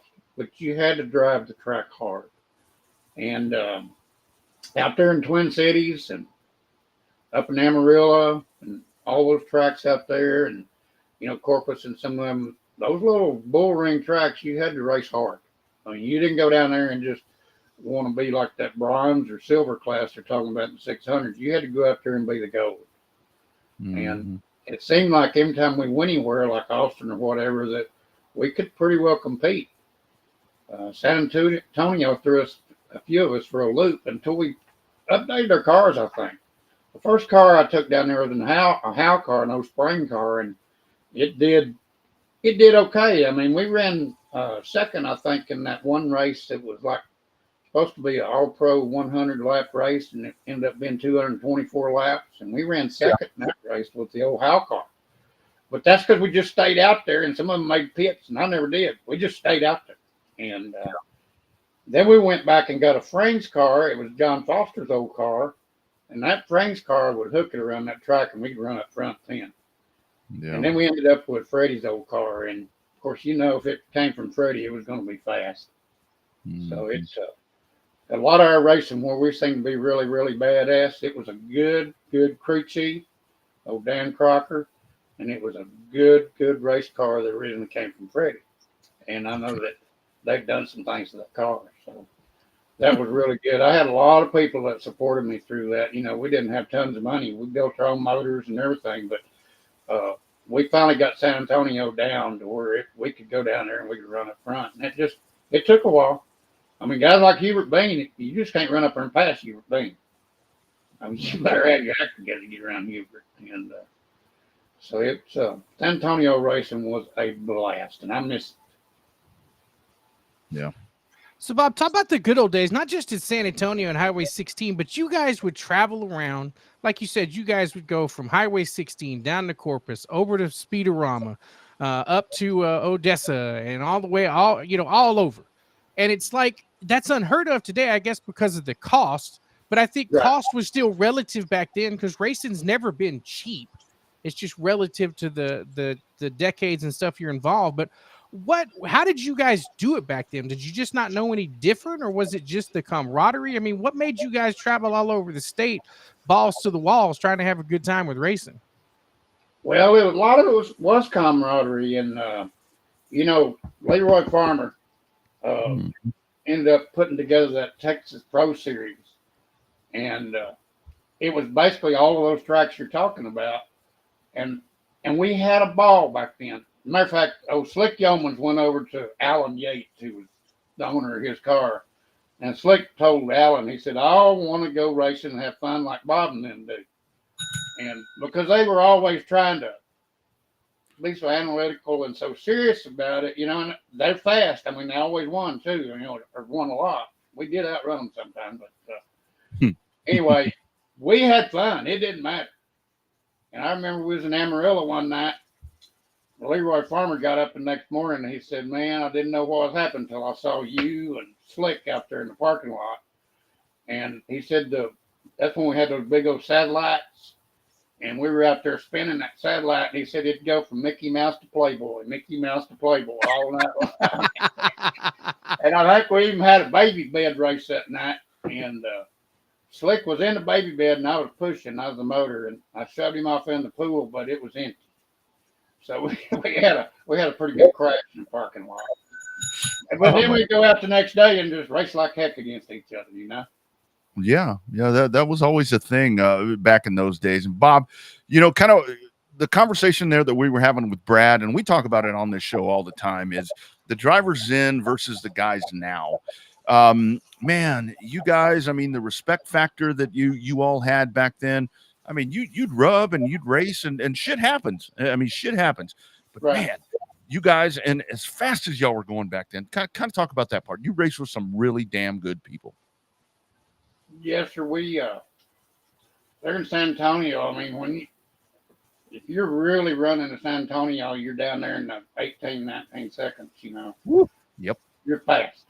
And you are really hooked up and you don't have a lot of room for error. And you do rub. I mean, that's just part of it. And, and it's just like they do on NASCAR. I mean, you can hold them high, and you want to do that if you can. I remember Greg Davidson used to hold me, he said, "That'd get him high if he was starting on the inside. I didn't know if I would get between him and the wall." Yeah. And, or he'd pinch me off, and I do the same. I mean, I'm not saying anything bad about Greg. Greg, one of my best friends, and, God love him, he still wants to go racing. I think he will this year if he can. Yeah. But we race fast, and that track on that picture that's there right now, that's the Altus track. Yeah. And we qualified on that track in the high 16s. Half mile. Dang, what? That's a half mile? Holy! Oh, that was the other. Yes. Our qualifying lap on that race, and I qualified right in front of Slick. Or was it right behind? Anyway, Slick and I were there together. And my qualifying lap was 16:98. And that was fast. And we ended up, we were running second, and we were lapping the car, and got into him and run him up the telephone pole and just got the car out of whack and ended up running like 5th or 6th. But that was part of that Texas Pro Series, and when that shut that down, Foster was leading the points, and I was running 2nd in the points. Wow. And then we had Rick Corelli in there, and we had Don Wilson from Colorado, Candyman, and J.D. Hughes was part of that. A bunch of us were, and that was a lots of fun. And like I say, we'd go out there and race like heck and scratch up the cars, and then like at San Antonio, we'd see the sun come up drinking beer together. Oh, God. Not surprised. Not surprising. So, Bob, talk about the racers from Midland and Odessa. That's a hotbed of racing. There's been some really good, talented drivers come out of there, but I don't think they get the credit they deserve for being as damn good as they were. Talk about those older racers, those racers up at Twin Cities in Odessa and Midland up there. Well, when I first got there, and you're right, because the first time we went to Austin, we were one of the fastest cars there, and never been there. The first time we went to, when we got that Frank's car, went back to San Antonio, was running on a track record. And, we'd just never run there much. And then we got to where the Odessa Speedboat really didn't want us there, with some of those cars. So we went to San Antonio just about every week for a couple of years and always run there real well. But the guys out there, I'll tell you a quick little story here. My dad and I had a TV and appliance store. And there were 2 guys that worked with us, and one of them fixed all the appliances, and one of them fixed all the TVs. And I was drag racing at the time. This was back in the early 70s. And I was drag racing an old 68 Roadrunner. But anyway, and I, of course, kept it spit shine. I didn't want any scratches on it, and don't touch my car. You know how that is. Oh, yeah. Well, these guys would come in every Monday morning talking about what happened Friday night at the racetrack, out there at Odessa Speedboat. And they'd say, man, you need to get you one of these. And I'd look, I said, I don't want them beat up old 55 or 56 Chevrolets. I just don't, that ain't me. Y'all just get out there and run over each other. That's just, no. I'm going to take my shiny little Roadrunner out here and we're going racing. And so finally they talked me into going out there and driving one of those 55s one night. And I had a freaking ball. I mean, that was the most fun I'd had in all my life. I was about 19 or 20 years old anyway, and I just had a blast. And so the next week, they hooked me up with a guy that had an old 62 Chevrolet, which coil springs. Now, everybody's running leaf springs, and I think they were kind of setting me up there.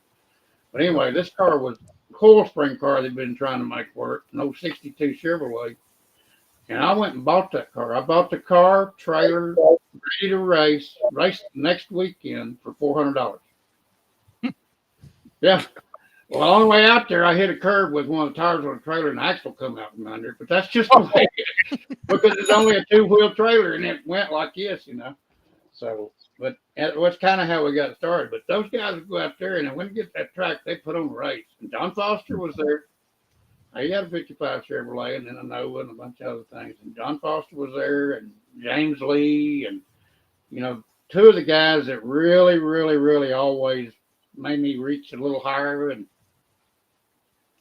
they also always helped me was Doug Paul and Frank Crawford. Those 2 guys, they were just really, really good to me because they were kind of the guys that were there, and I was the new kid coming in, and thought I was something. Of course, they knew better, but they would always help me, and point me in the right direction, They wouldn't tell me everything, but they'd give me enough and help me enough with the car where I could compete. Yeah. And those guys really did help me. And we went from 55 Chevrolets to the Camaros, and then we bought our first late model from John Foster, and it was an old Phillips car. Yeah. But, we raced out there, and like I say, anytime any of us went anywhere, we were pretty competitive. If it was like, say, let's just say, and we'd start the feature sometime with 15, 16 late models on that little quarter-mile track. Yep. And back then, and at the worst time we'd have 10, but I would say that the top half of the field at any time could probably compete anywhere. I agree, Bob, and that was always a thing, because when I first saw you was here at Speedorama, and it was one of those things to where, like, when you and Foster and these guys and Hughes, you guys would show up, and it's like, whoa, you know, I knew where you guys live versus where we were. So you guys would come in, and you would be ultra fast and come out and beat, you know, Schwabe and Tommy Davis and all these guys that were racing, that were the cream of the crop around here. And it was a really good group that you guys had up there. Yeah, we had a ball. I'll tell you who really catapulted me toward before I quit was Charlie Cohen. Yeah. Before he died. And, you know, Charlie, I bought a couple different cars from him and a couple from Foster because they were always the cars that, you know, if they outran me real bad, I was going to try to buy the car. I mean, that's just the way it was. And so, anyway, but Charlie finally told me to drive the race car. He said, you know, I'd say, man, San Antonio is this. He said, Bob, it's a circle. You go around it, you turn left, drive the race car. Well, then was going off to Phoenix. And I said, Charlie, I'm a little worried about Phoenix and everything. He said, Bob, it's a circle. It's a little bit longer. You go a little bit faster, but the track's longer. Drive the race car. So we got up to Phoenix, and Bobby Allison was there, and we ran the Copper World Classic. And I knew Bobby from some races and stuff, but so I was talking to Bobby, and we ended up qualifying right side by side, 12th and 13th. And there was 150 cars there, the stock car products cars and all of them. So, and JD was there. Matter of fact, it's either that race or the next one at Phoenix. JD won it. Wow. But yeah, with all of us short track West Texas racers are going up there running that 1 mile, and I loved it. Yeah, there's a picture of Charlie Cohen right there. And that's, he was my pal. Him and I did a lot of stuff together. But yeah, we went up there, and Charlie went with me, and we qualified 12th, and we ended up running 7th on that very first time at Phoenix on the 1 mile. And that, you know, we were just tickled to death. Crocker, my crew chief and best pal, you know, and the guy that got me going and built all the motors, he said, I'm going to Dallas. I got a girlfriend I'm going to go see because there ain't no way you're even going to qualify for that race. And so we called him on Saturday night after qualifying, and we told him that, yeah, we qualified 12th up here at this race that you said we couldn't even make the field. He said, what? I said, yeah. He said, I'll be on the plane in the morning. Of course, he come in Sunday morning. He's going to take over everything now. So, you know, of so we're up there. And, but, yeah, and Foster had a new car because I bought his old one from him, and he didn't do that well that weekend, but he's the one that talked me into going. Yeah. And old Jess Armcorn says, you don't drive into one that deep your first time at Phoenix bowling. I said, well, it's stuck. Why not? That's it. That's right. So, but yeah, we had a ball at Phoenix, and you know, we got to race with a lot of good people and a lot of guys that have really gone some places. One deal too, Rusty Wallace came to College Station one time when we were racing the Texas Racing Champions. Yeah. You know, and we'd run down that straightaway there at Texas World Speedway, you know, 180, 90 miles an hour, and fall off into that 2-lane flat road course. And Rusty Wallace come down and run with us, and he went to load his car up and said, you guys are stupid. But anyway, it was a lot of fun. Ah, good times. Good times. So, Bob, you stole my thunder about Texas World and the Race of Champions up there. Now, you don't have to tell us about the racing. I'm just wondering if the statute of limitations has expired on some of the extracurricular stories and parties that you guys had back in the day. Because some of the legends won't elaborate. They'll just kind of hint at it. But you guys put on a hell of a race, but you guys had a hell of a lot of fun up in the fountains at the hotels and the pools and all that up at the Race of Champions, didn't you? Well, yeah. Yeah, the wet t-shirt contest, man. Yeah, they had one deal. I'll just tell you a quick one here. They had one deal to where our hauler truck was parked in the middle, right out in front of the Thirsty Turtle or something in the highway, and they couldn't find a parking place for everybody to get in. They just parked it and turned the flashers on and went inside. And of course, I think cops hauled all the crew back to the motel, and they broke the doors down. They had to buy the doors, and oh, it was crazy. And but before that happened, we always had the wet t-shirt contest. And I remember this one particular year, Leroy Farmer's girlfriend won it. Oh, I remember. But they got me to get up there, and of course, this was probably a case of beer later. That's right. They got me to be a judge on the wet t-shirt contest. And you talking about, yeah, you talking about oh man.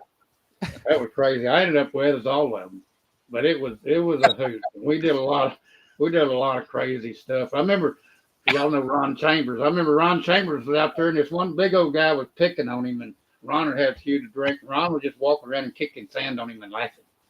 And this guy was trying to get on him to kill him, but got him. But I mean, that just stuff went on all the time. You know, putting tacos in guys' cars and stuff like that, or a fish sandwich, stick it up behind a panel and stuff like that. We did that stuff all the time. Bob, isn't that crazy to what Bobby's talking about right there? I mean, you guys, that's a thing. I mean, the speeds that you guys ran out there, and then when they brought the super stocks, it was like hell. They were not as fast as you guys, but that was a death trap back then. I mean, it was like right off of turn one. I mean, talk about that transition. I mean, because I always said we've had guys on the show, Bob, where it's like you hold it wide open all the way down the straightaway and you leave it open until you flatten the damn thing out. Then you lit up.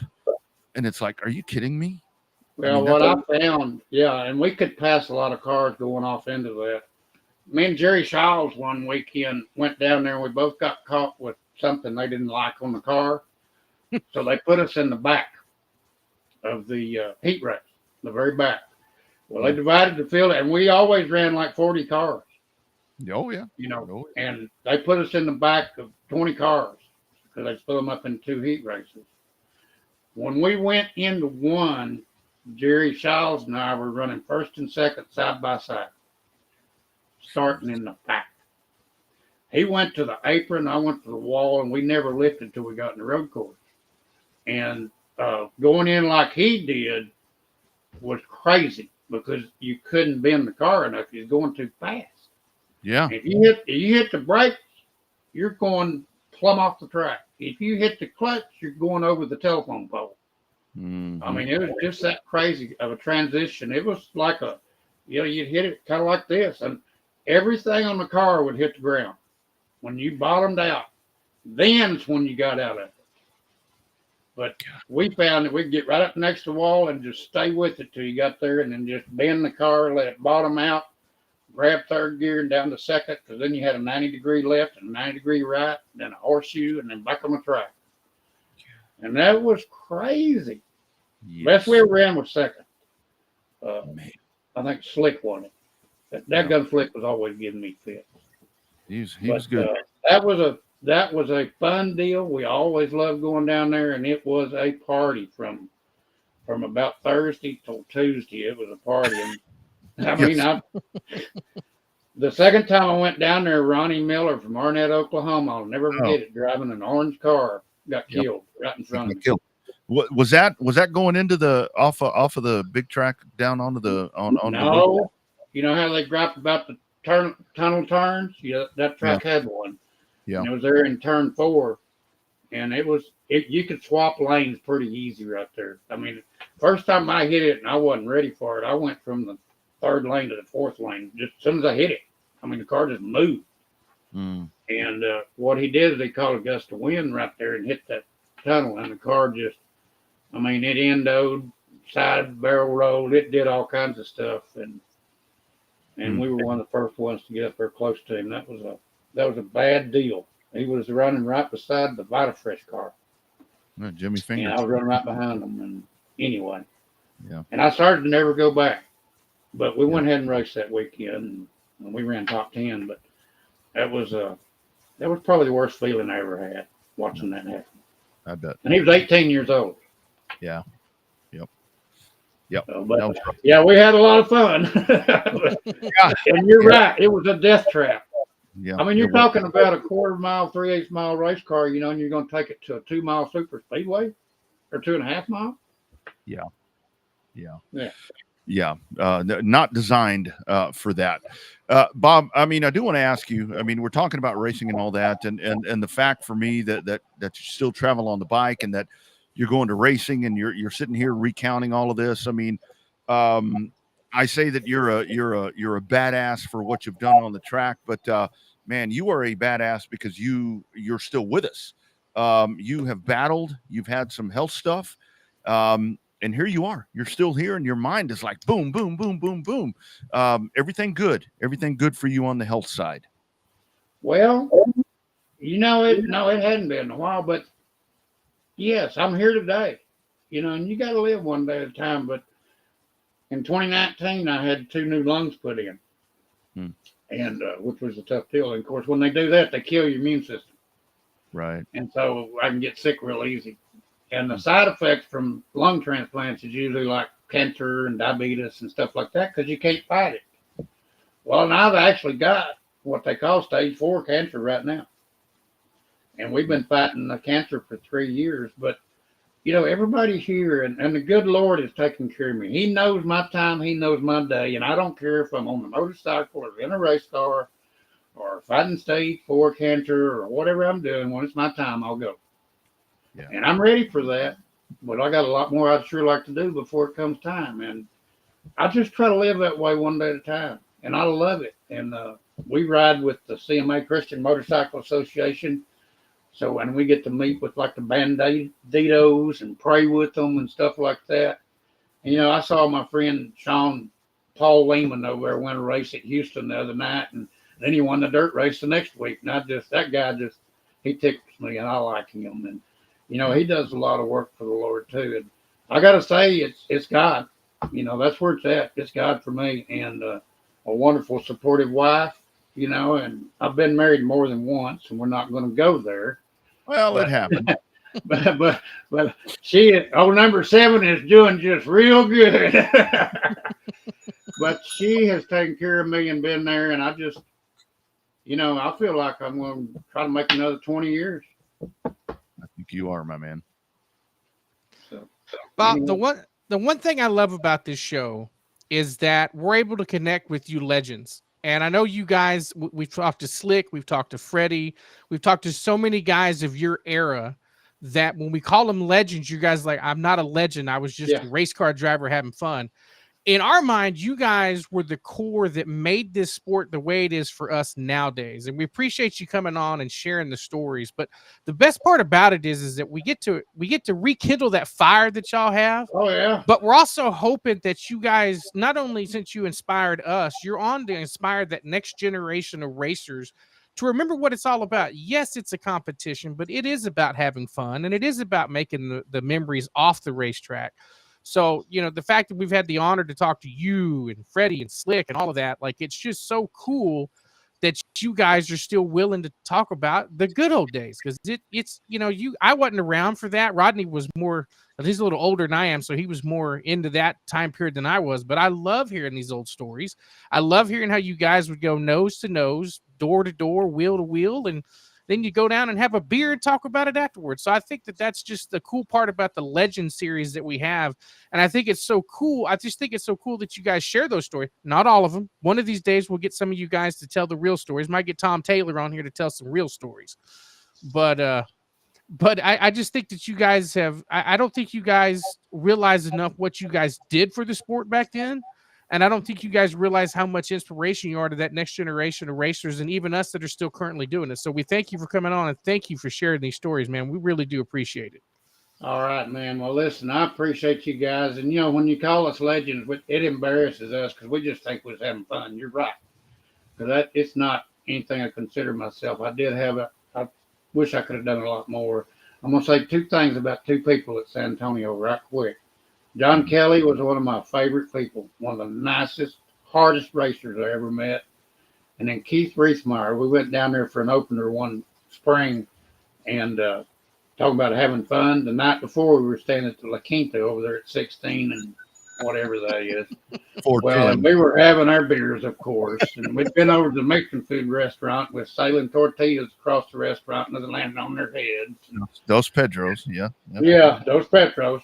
Well, I had Keith up there over the railing of the top floor of the motel holding him by his ankles because I'd qualified second. He qualified first.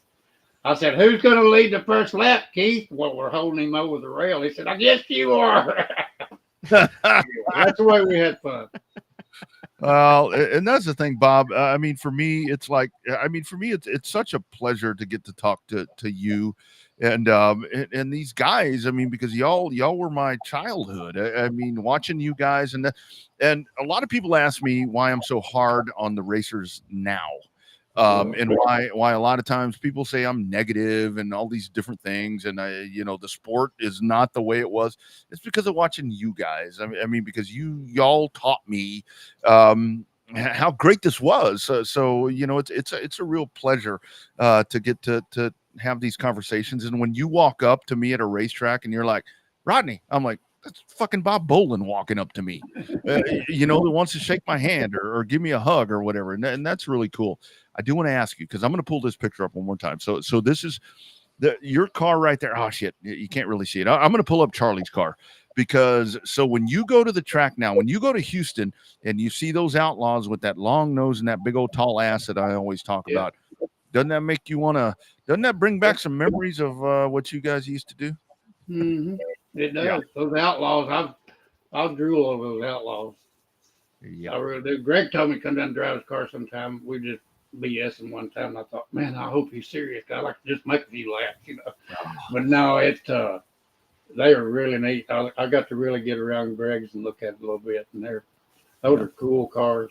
They really are.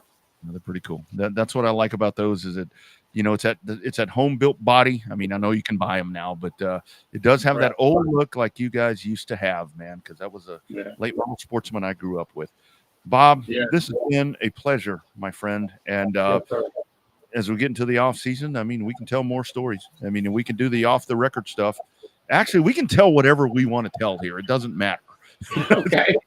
Well, anytime you need a filler or something and want to hear some more stories or something, I'm glad to share those, because we were good at having fun.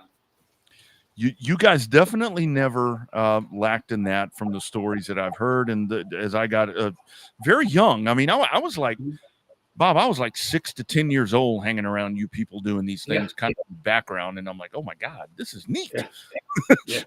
Anyway. And yes, Bob, I think you mentioned there, Jennifer, that's putting on the reunion. You will be there. So I think we're going to go. Yeah. Love that. Mr. Bolin, thank you so much, sir. We'll do it again soon. Thanks for taking the time. Anytime. My pleasure. And thank y'all for offering it to me. So thank you. Absolutely. Take care. Be well, sir. Thanks, Bob. See you later. All right. Bye-bye, guys. You got it. There you go. Bob Bolin.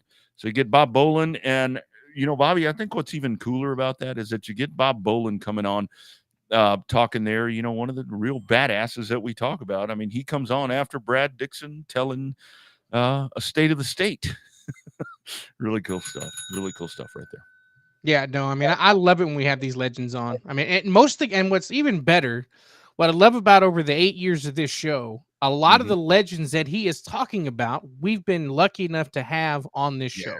Slick Yeomans, Freddie Flyer, John Kelly, Greg Davidson, Keith Reithmeyer. We've been great. They've been gracious enough with their time to tell us some of these stories. Yes, we're not going to know all of them, and maybe they'll tell us some off the air.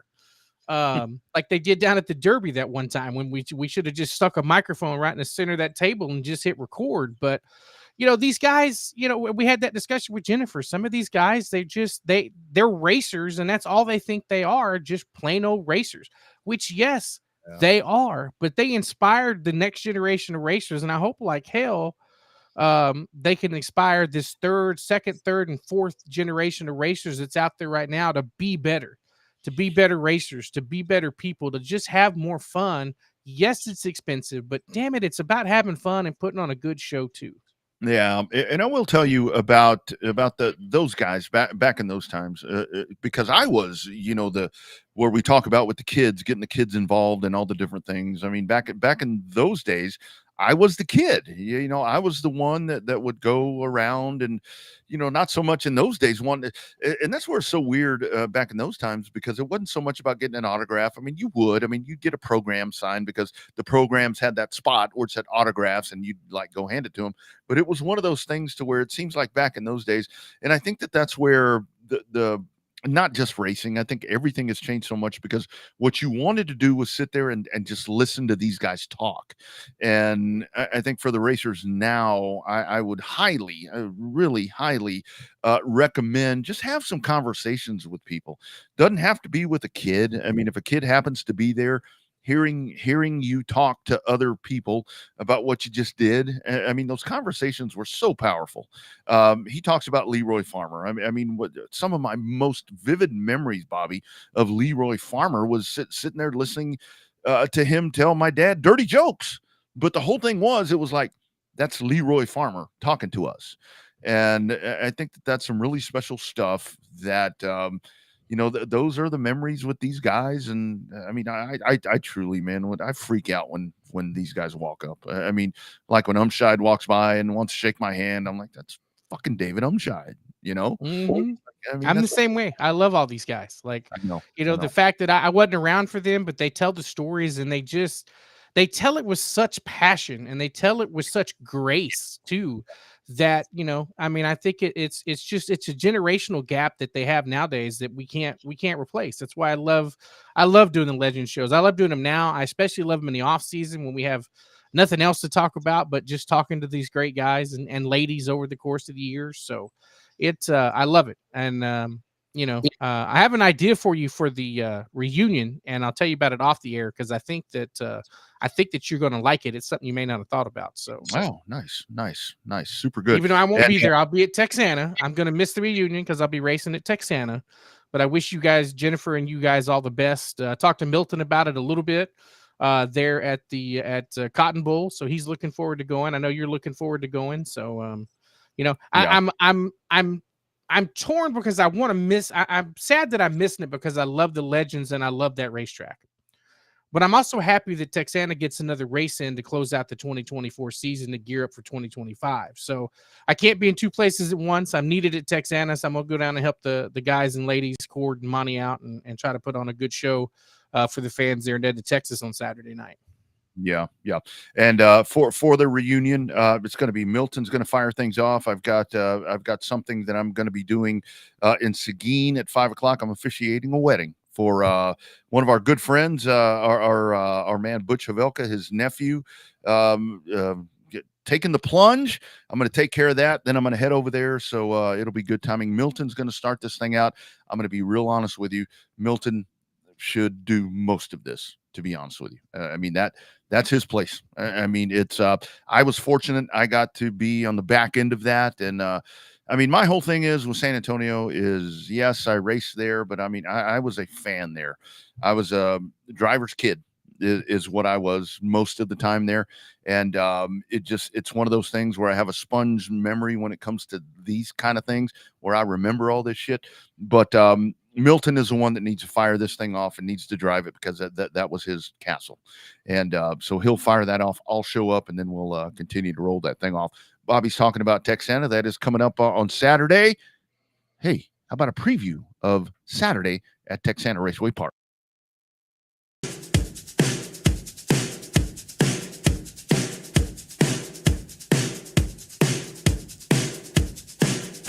Saturday night, October 5th, Texana Raceway Park Racing Action hits the track for the final time in 2024. Factory stocks race for $1,500 to win. Hobby stocks race for $1,000 to win. Limited modifieds race for $750 to win. Also in the cars, E-Mod, go-kart, along with a Powder Puff Lady race and a mechanic race. Fun times at intermission with kids and adult foot racing. Gates open at 5. Racing starts at 7. Pit passes, $30. Adult general admission, $20. Senior military, $15. Kids 5 to 12, $2. Kids 4 and under are always free. For up-to-date schedule and purse information, find Texana Raceway Park on Facebook. Drivers, no registration fees for the final night of race in action. Grab your friends, bring the family, and have a great time down in Edna, Texas. Saturday night, October 5th, final race of the 2024 season.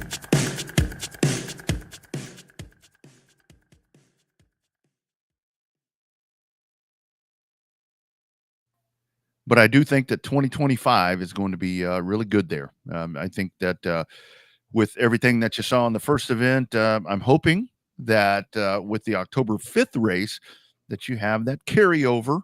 Because to me, it's race number 2 is very important.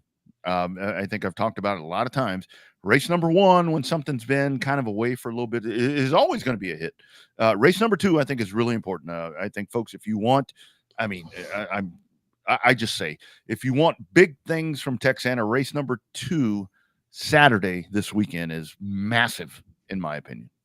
Yeah, it's going to bode well to end well there in 2024. So interesting note about the foot races, because we started out just promoting the kids races, and a lot of the adults got online on Facebook and commented, said, I'd love to race. So hopefully we have as many actually racing as talked about it on Facebook, but apparently the adults are racing for beer.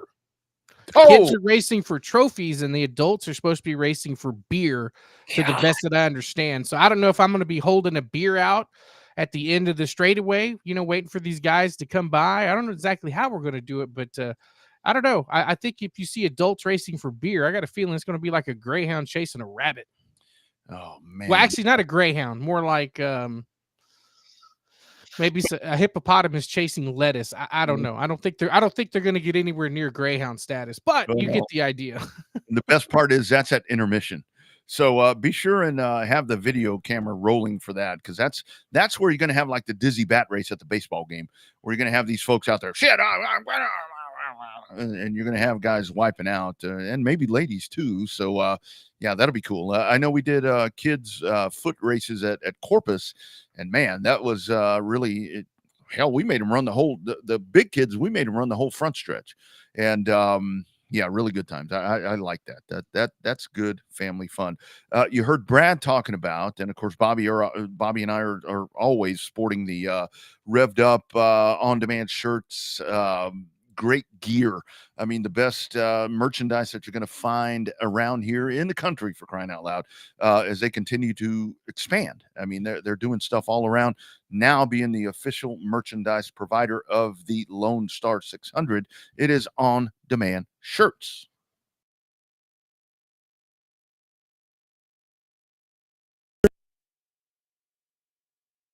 Shirts and OnDemandShirts.com. Custom apparel and promo products for every occasion. Birthday parties, reunions, company apparel, school events, fundraisers, and more. Much more than T-shirts. It is On-Demand Shirts. Check them out for your hoodies, shirts, koozies, and so many different products. On-Demand Shirts and OnDemandShirts.com. A leading innovator in apparel throughout the racing industry and in the state of Texas. On-Demand Shirts. More than shirts. On-Demand Shirts.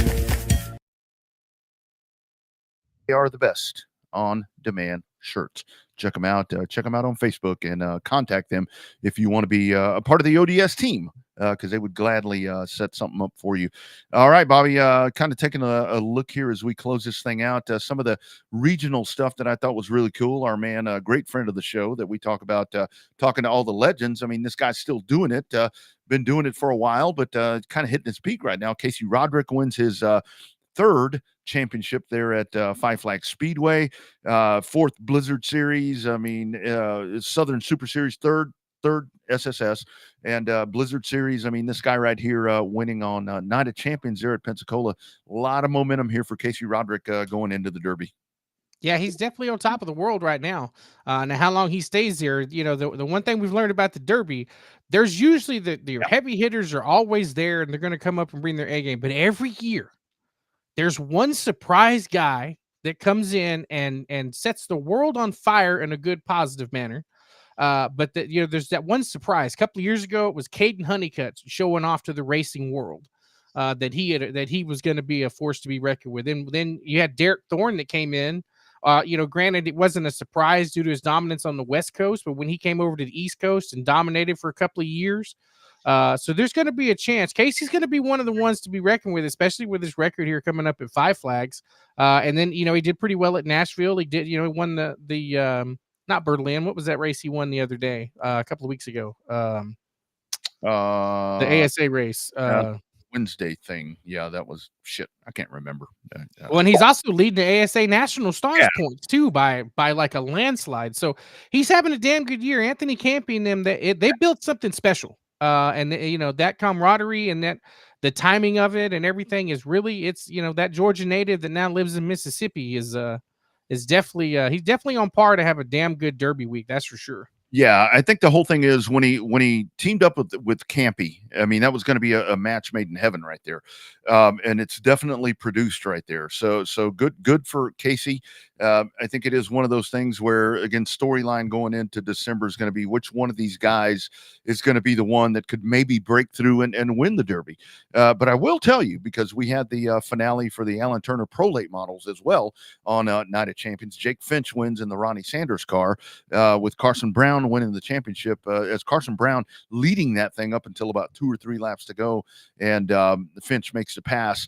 And our man Caden Honeycutt, by the way, finishing 5th in that race. But I think that this year the Snowflake 100, which it is a byproduct of Snowball Weekend, but I think that this year, where we've watched the Pro Late Models kind of grow into their own skin, so to speak, like the Xfinity Series, I think the Saturday Snowflake 100 is going to be, I'm not going to say better than what we see on Sunday, but the Pro Late Model race is going to be damn good, because you're going to have a bunch of big hitters in that one. Well, it's growing into its own excitement, right? It's growing into its own force. Like you said, the Xfinity Series now, with the popularity and the competitiveness of the Xfinity Series, is a good example describing the Snowflake 100 on Derby weekend on Saturday night. But I think that it is now turned into a destination race for those guys and gals that may buy the week pass and only give a damn about Sunday. There's a lot of eyebrows perking up and paying attention to what's going to happen there on Saturday night, not just because it's qualifying's on Friday night, but not just because of the other action that's there, the outlaw race and stuff like that's on Saturday night. But I really think that this is, instead of just one of those, I have to come on Saturday night because I bought the week ticket and all that. There's a lot of people that are really looking forward to this Pro Late Model race coming up at the Derby there on Saturday night. Yeah, I think that's going to be really good. You had a Carson Quapple on the way out, I guess, maybe one of his last races that he'll be in a late model stock, wins there at Martinsville. Big win for him. So, man, 40 cars. And I know that the dirt track people will hear that and be like, 40 cars? What's the deal? That's a big deal when it comes to asphalt racing on a half mile like that. And Quapple finally getting that one. I mean, he's won every damn thing else in that series or in that type of car, but he finally gets that one on his way out the door. I don't know if that's going to be his last Valley Star Credit Union 300, but it'll be one of the last ones, because he's got bigger things bigger fish to fry, as they say. Yeah, Junior Motorsport's going to do a little revamping with Connor Zillich and trying to get sponsorship there for Quapple. So it'll be interesting. The next thing will be who's going to be the next big star in that car, because they have come to find out that is a superstar building car that they have there in that 8 car. So that's definitely one that's going to be on the lookout. You're going to have a lot of applicants. For that car. So that'll be interesting to see who's going to be in that one next. Speaking of North Carolina and Virginia, Tennessee, our thoughts and prayers with our friends and family over there, devastated by that hurricane. I know that Asheville is a beautiful town. I've been there before, been to Boone. It's pretty tore up. So been to Lake Lure. So yeah, lots of sorry, I got choked about the hurricane, but yeah, lots of damage there, and our thoughts or prayers are with those guys and gals and the family. Some of them lost everything, and the worst part about it is in the mountains of North Carolina, you don't have flood insurance. Yeah. Because this is once in a lifetime thing. I read something today that said it's once in a Noah thing.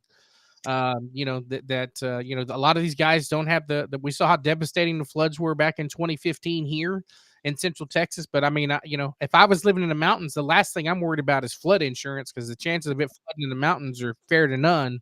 But unfortunately, a lot of those folks are going to lose everything because they just don't, you know, insurance company's going to say, nada, you ain't got flood insurance, not covered. So hopefully within a couple of years, those regions will rebound and they'll be back to the cool little tourist towns that they once were. So had lots of fun over there in the mountains of North Carolina, up in the western portion up there.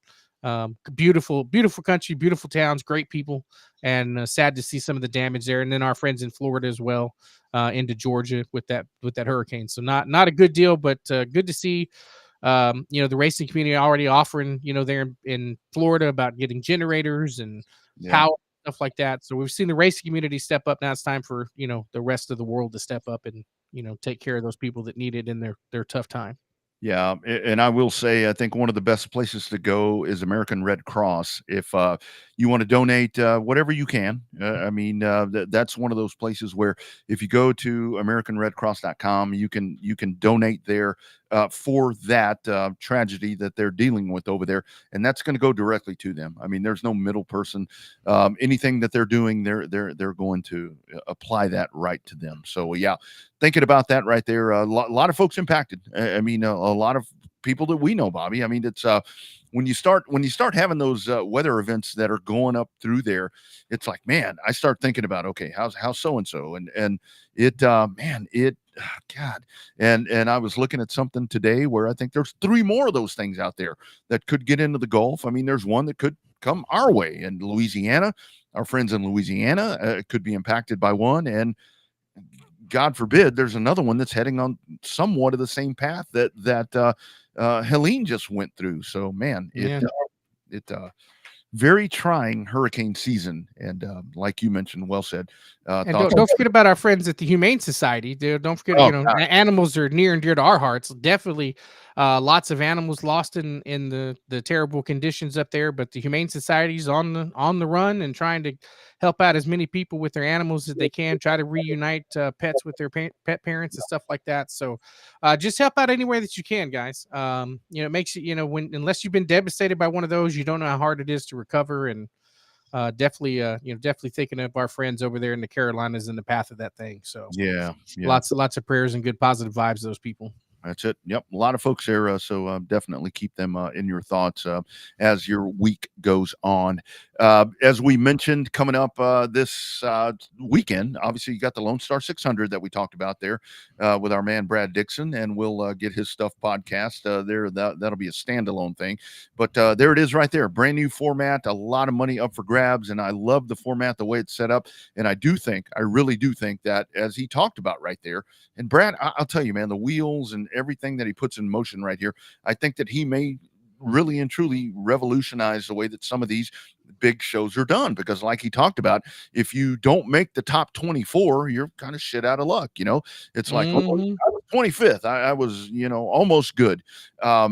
Man, I really like what they're doing right there, and Brad's done a really good job with that. You can catch that on Race On, so be sure and check into that if you're a sub to do that. That's a really cool event, and I do think the small track is going to provide some really, really good racing. I think it's going to be a unique format for sure, and definitely you get 20 or 30 cars, up to 50 cars there on that short track there at 105 there in Cleveland, Texas is going to be one hell of a show. Definitely will not be a shortage of action. That's for damn sure. Mm-hmm. Yeah, they're going to be getting after it. They are definitely going to. And the thing, I mean, I really do like that because, like you said, I wondered when the move was going to be made because, I mean, full transparency, when I was down there last year being a part of that, I had heard that was going to be the end of Devil's Bowl. And I'm like, well, what happens to this race? I mean, that was kind of my first thought, but they figured out a way to really make this, I think I maybe way too early to say bigger and better than before, but I think for people competing, it is bigger and better than before. I think so with the format. Yeah. Gold, silver, and bronze. I mean, if the bronze guy's got a chance to win, what, 2,500? I mean, yeah, that's a pretty good payday for an enduro car. That's a damn good payday for that. And of course, don't forget our friends in San Antonio, Bob Bolin, that was just on here, not just San Antonio, but around the area. You've got the big race reunion coming up October 5th. That is Saturday, 5 to 11 p.m. That's going to be over at the Backyard Kitchen in Poteet.